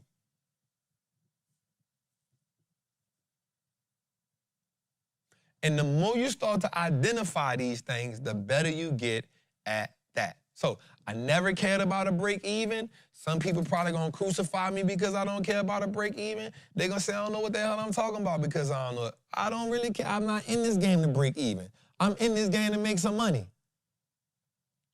And I know breaking even, I'm okay with that. I'll sit on the side. I'm gonna make it or I'm gonna lose it. I ain't never breaking even. So that was something I ain't never really cared about. Now, the last one was about your stock being strike price and not being up 100%. A lot of things can happen with that. It can depend on how far you got the play stretched out. It can depend on the theta on the play or how close in you is on the play. Like if you get a play, let's say Apple is, I don't know, $240. If you get a $245 call and you got it out to December, just because it hit the strike price don't mean you're going to be up 100%. Right? But if you put a $245 call for tomorrow and you hit the strike price, you're going to be up a couple 1,000%. You feel what I'm saying? So what happens is it depends on the date. It depends on the expiration. It depends on the strike price, but it also depends on the theta, which is, the delta and the theta. So the delta going to tell you how much money you making as your stock go up or as it go down. The theta going to tell you how much that time start working against you and when. And so there's a lot of things that happen. There's a lot of things that happen when it comes to you getting 100%. What I want you to understand is if you focus more on your entry and your exit, then the performance of the option gonna do what it's supposed to do regardless. And I always focused on that. My focus has always been, am I entering this play at the right time? If I enter at the right time with the right, and I'll give you just some cheat codes. A lot of times what I do is when I enter a play, my strike price now, if I'm using the options formula, is different. But if I'm just using straight technicals, my strike price is almost going to be where I think the next high going to be at or where my resistance is going to be at. A lot of times I'll put my strike price where I think the next resistance is going to be at. And so now what I'll do is I'll make sure that my strike price is before the resistance so that I can always be in the money before it pulls back a little bit and then it can retrace and go where I got to go at. So that's one of my ways to get used to, but everybody has a different way to put their strike price together. So that's some free game from me again, man. Let's go, Jose. Yo, we dropping bombs tonight. Hi, Mr. Howard. Thank you so much for taking my question. My name's Hafiza. Some of you might know me because you heard the soft age comment last week. Well, not last week, but last time. If you know, you know. You're hearing my daughter in the background. Ignore her. So my question is, I personally work as a teacher, so I don't really get the chance to be on my phone or the computer that much. So I wanted to know what strategies I could have in play to know when to enter and exit plays. If you could give me anything, that'd be great. Thank you so much. Yep. So, hey, Queen, how you doing? And tell that cutie in the back we all say hello. I know that's a future trapper in the making. 100%. I know she a future trapper in the making. Thank you so much, Queen, for calling in. I think if you go back to the first question that we used, that Alex said, I think if you start doing that, marking out the levels that we use, and you can easily go back and you can simply go back to the charting part of this show and use that, understanding what that is. If you can start mapping out what I told Alex, you can then start putting some plays in by just understanding that. Now, the thing about that is because you're a teacher, you're going to have to, like, sneak on a break or something. You know what I'm talking about?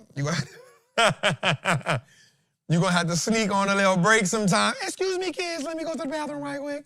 Excuse me, kids, out there. So you're going to have to sneak out the classroom a couple times. Or you can put your automatic alerts on and make them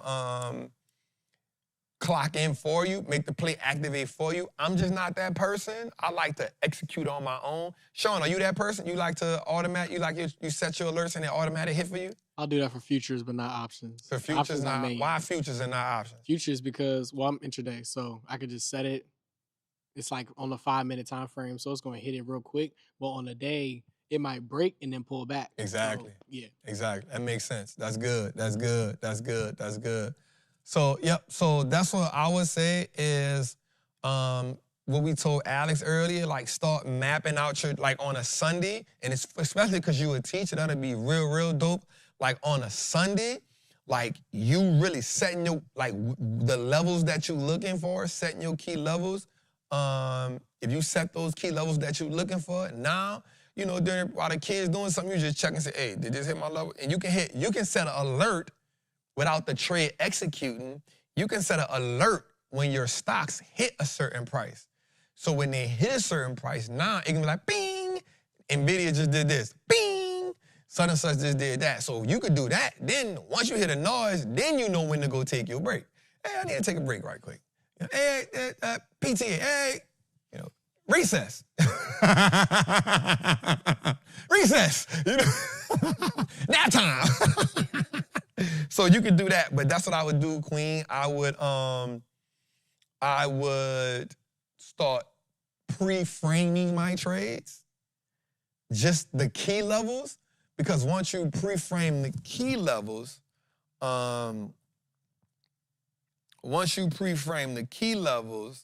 then you'll know exactly when to get in your place. So I think that's, somebody said sometimes them time alerts be lagging. That is true. That is true sometimes, right? So, yep, that could be a thing too. So I think that's kind of the biggest thing. I would just set my alerts not to activate the trade, but to make you aware so you can see what's going on. And that'll be, I think that'll be the greatest way to help you out, Queen. Yep. Let's go. What's up, Trap? I'm gonna plug myself in. Laugh for Lewis TV on IG, aspiring comedian. I'm gonna use Netflix to pay for my Netflix special. You already know, you heard? My question is, do you feel like a modern day prophet?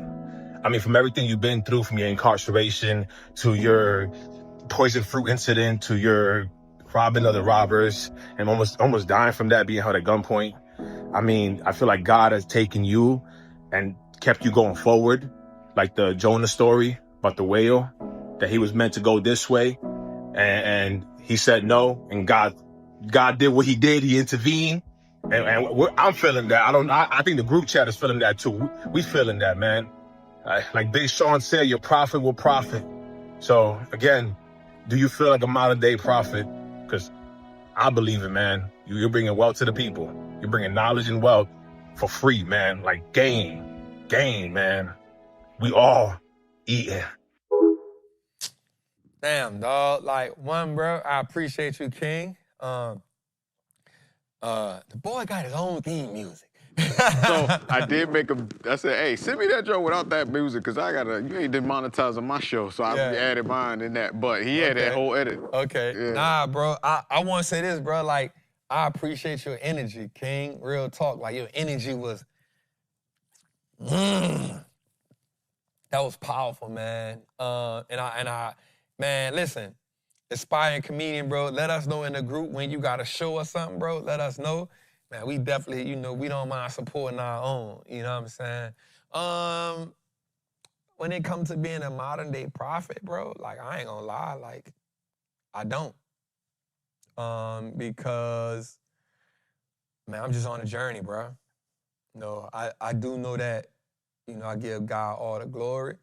I know that somebody asked him, what's the poisonous fruit situation? Well, when I got found out guilty, that's how I got found out guilty. I got found out guilty because of what's called fruit of a poisonous tree. And it's when they when they do something, so they kick my door in, And yep, they found guns, yep, they found weed, yep, they found pills, yep, they found cash, but they found all of that before they had a search warrant. And so in the documentation, which we still have, they said that they kicked in the door at 6:30, the search warrant didn't come till 9:30. Now the judge was supposed to throw that out, but she didn't. She still found probable cause. And so because she still found probable cause, I still had to fight that case, and it cost me 2.5 years to fight. And so that's what fruitful poisonous tree is what it's called. And you can look it up, Leon Howard versus State of Louisiana. But I don't feel like a prophet, bro. I just feel like a man that God is working on. I feel like, yes, God has truly been super present in my life. I always say that my resume with God ain't the best, but God's resume with me is immaculate. You know what I'm saying? My resume with God, bro, it ain't the best. And sometimes you gotta ask yourself, why you chose me, bro? You know what I'm saying? Like, why you chose me, man? And you know, you be like, bro, I don't know what you see in me, but since you see it, I won't see it. You know what I'm saying? So, but his resume with me is immaculate. And I'll tell y'all a little story right quick. I can say it now. I don't care. Man, I remember, I think I told it before, man. I remember we had a show one night, bro. And I used to always carry my pistol on me, man. And we was at a show, bro, and I had to go catch a flight somewhere. I went through the airport. I forgot what city we was in, but I went to the airport, and the man checked me. Checked my bag. He said, all right, Trap, you good, bro? Keep doing your thing, bro. Took my bag, put it on the goddamn meter thing. You know, the thing that they got to go through.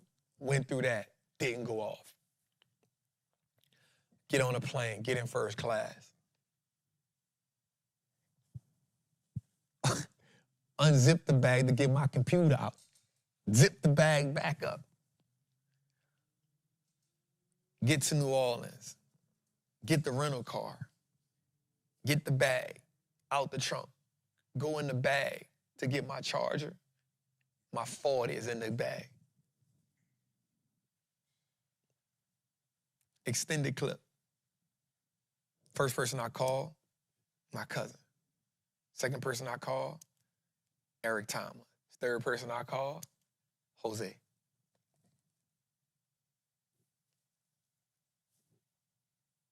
I say, bro, God just did a miracle. I start crying in the car. I say, bro, I almost lost it all.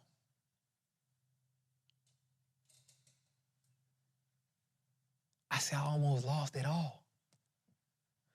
Show you how God worked. Of course, I didn't bring it back. I came back, I had my pick. The pick went off in the thing.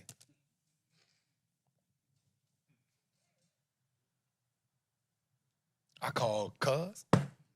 I called Eric Thomas. I called Jose. I said, bro, my pick just went off in an alarm.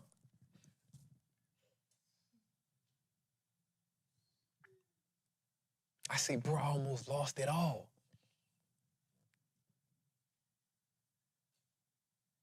I almost lost it all, dog. And so, bro, man, I don't know, yo. Like, I just know God is good. And we was talking the other day, and I said something. I'm at a point in my life now where I fear God. I fear God. I don't want to be chastised.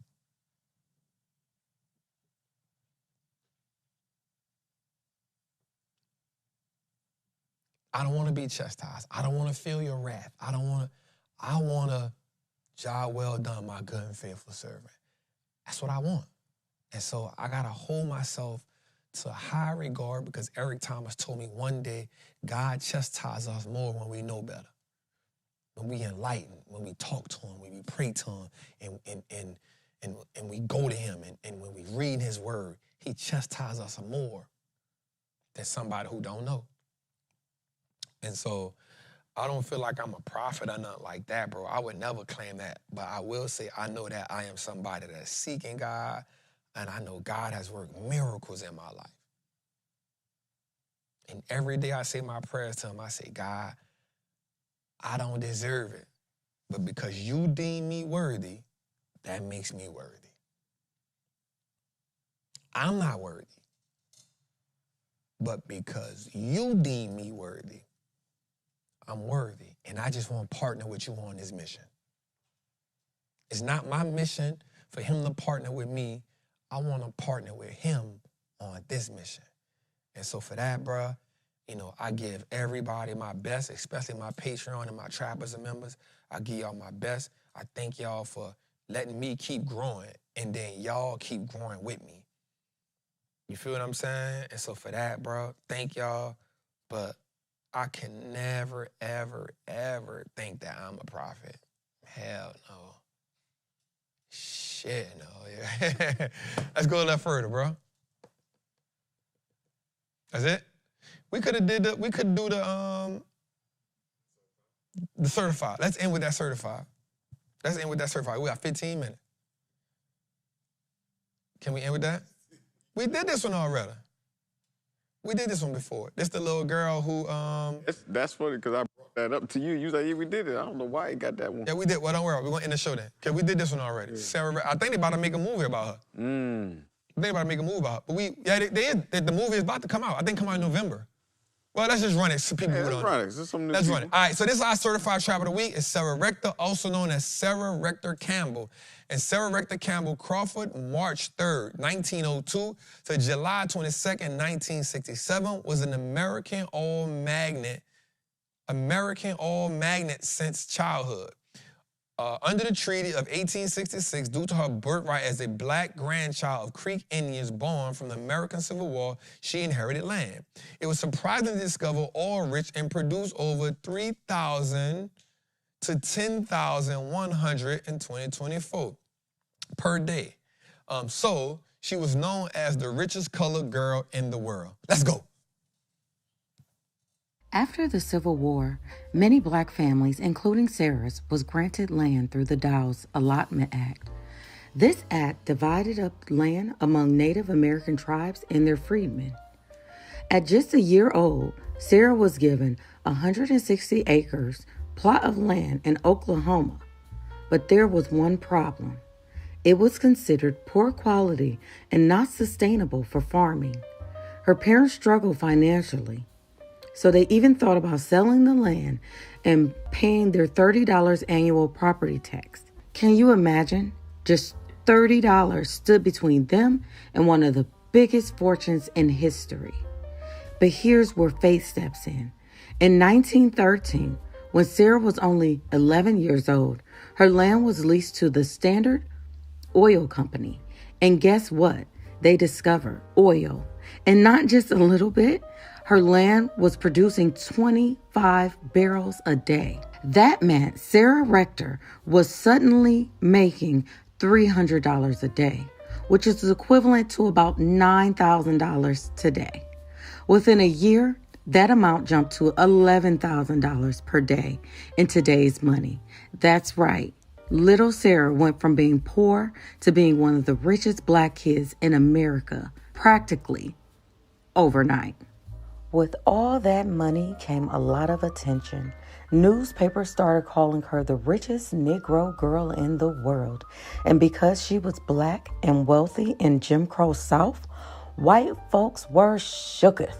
The state even tried to reassign her a white guardian to manage her wealth. So the family chose T.J. Porter as her legal guardian. This was common practice at the time, as black wealth was often placed under white control. However, black newspapers like the Chicago Defender and the Pittsburgh Courier began reporting on Sarah's situation, bringing national attention to the injustice. Their coverage sparked outrage in the black community and caught the attention of major civil rights leaders W.E.B. Du Bois, Booker T. Washington, and Marcus Garvey stepped in to make sure that Sarah's rights were protected. Du Bois even wrote a letter to the government to prevent her from being taken advantage of. But let's not forget Mama Rose. Sarah's mother, Mama Rose McQueen, fought to keep as much control of her daughter's finances as possible.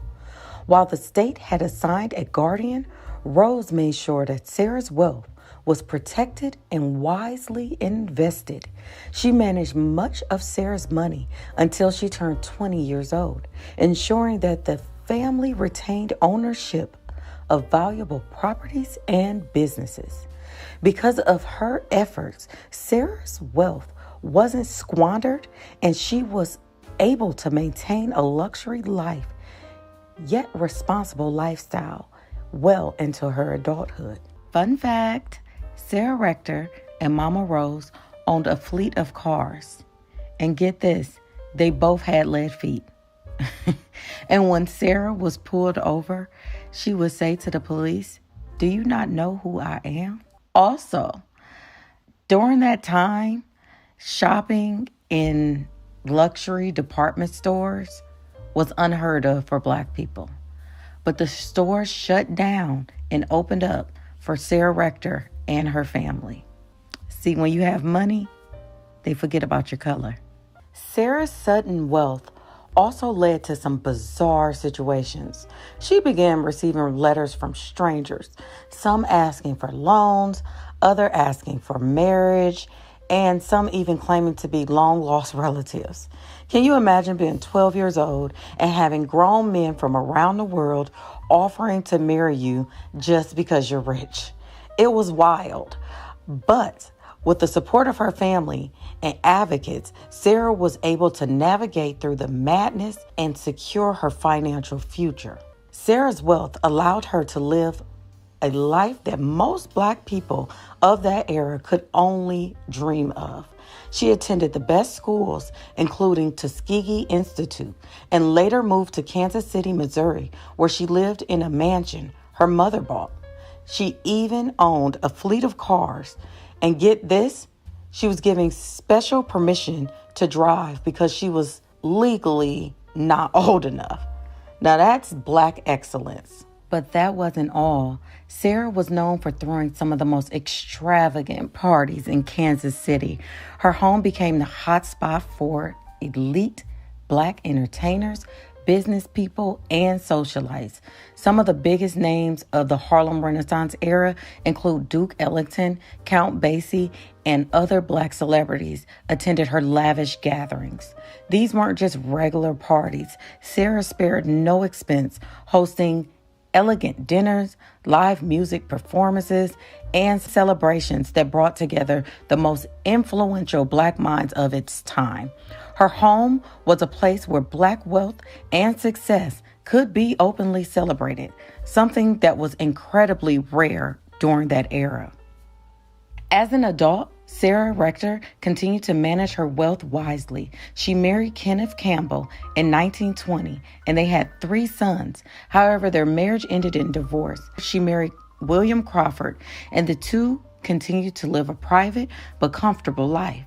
Sarah was more than just a millionaire. She was a businesswoman. She owned rental properties, businesses, and even a hotel.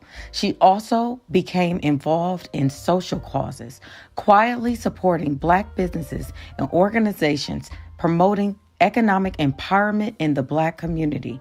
Though she lived a comfortable life, she remained relatively private about her wealth.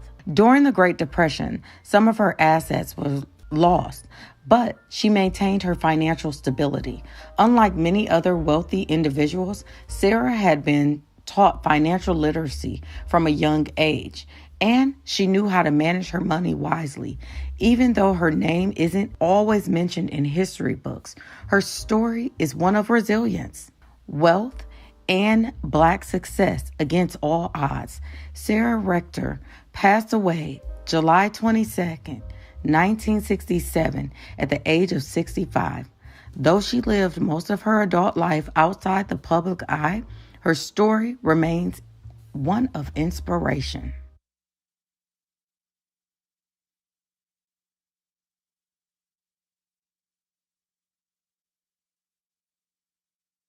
Let's go, man. So they got a movie coming out on this queen. I think it's due in November. This movie comes out, man. I'm glad it is, because I'm not gonna lie, like, one of the things that I wanna do, Jose, that I'm gonna do, y'all know when I say I'm gonna do something, I'm gonna do it. Like, there's a couple people that I wanna make movies about, that I feel like that need to be made movies about. You know what I'm saying? So that's what we headed at. Media company, you know, listen, we dropping, hey, we got something, look, we got Trapping Tuesdays. Hey, listen to me, y'all. I need y'all to go look at Journey to Freedom.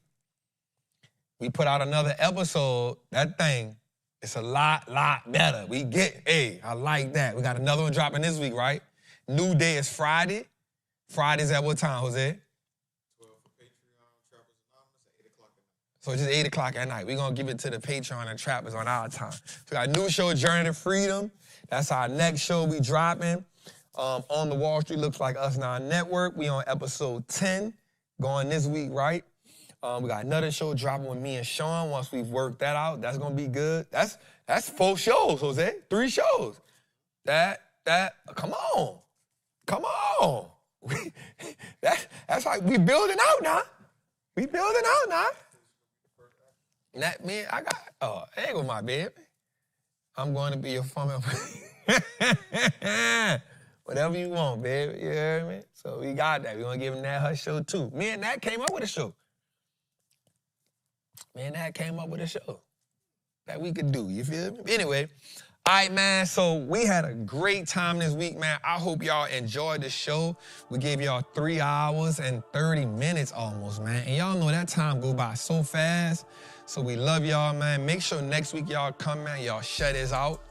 Not only do y'all share it out, man, let's get it up to 4,000 next week, maybe 5,000 even. You know what I'm saying? If everybody that came in tonight shared with somebody, we can get up to 5,000. Our max was 7,000, so I know we can do it, family.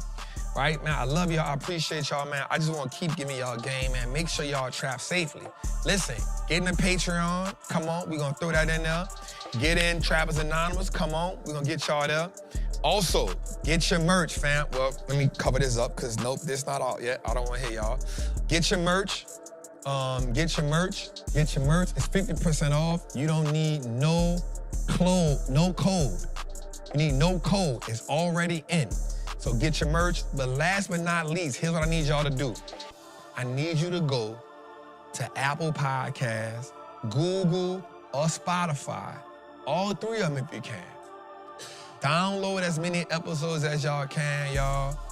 Share those episodes out and leave us a comment. You know what I'm saying? It's our goal to get Trapping Tuesdays up in the mix so we can push. You know what I'm saying? We're going to try to get some sponsorship money now.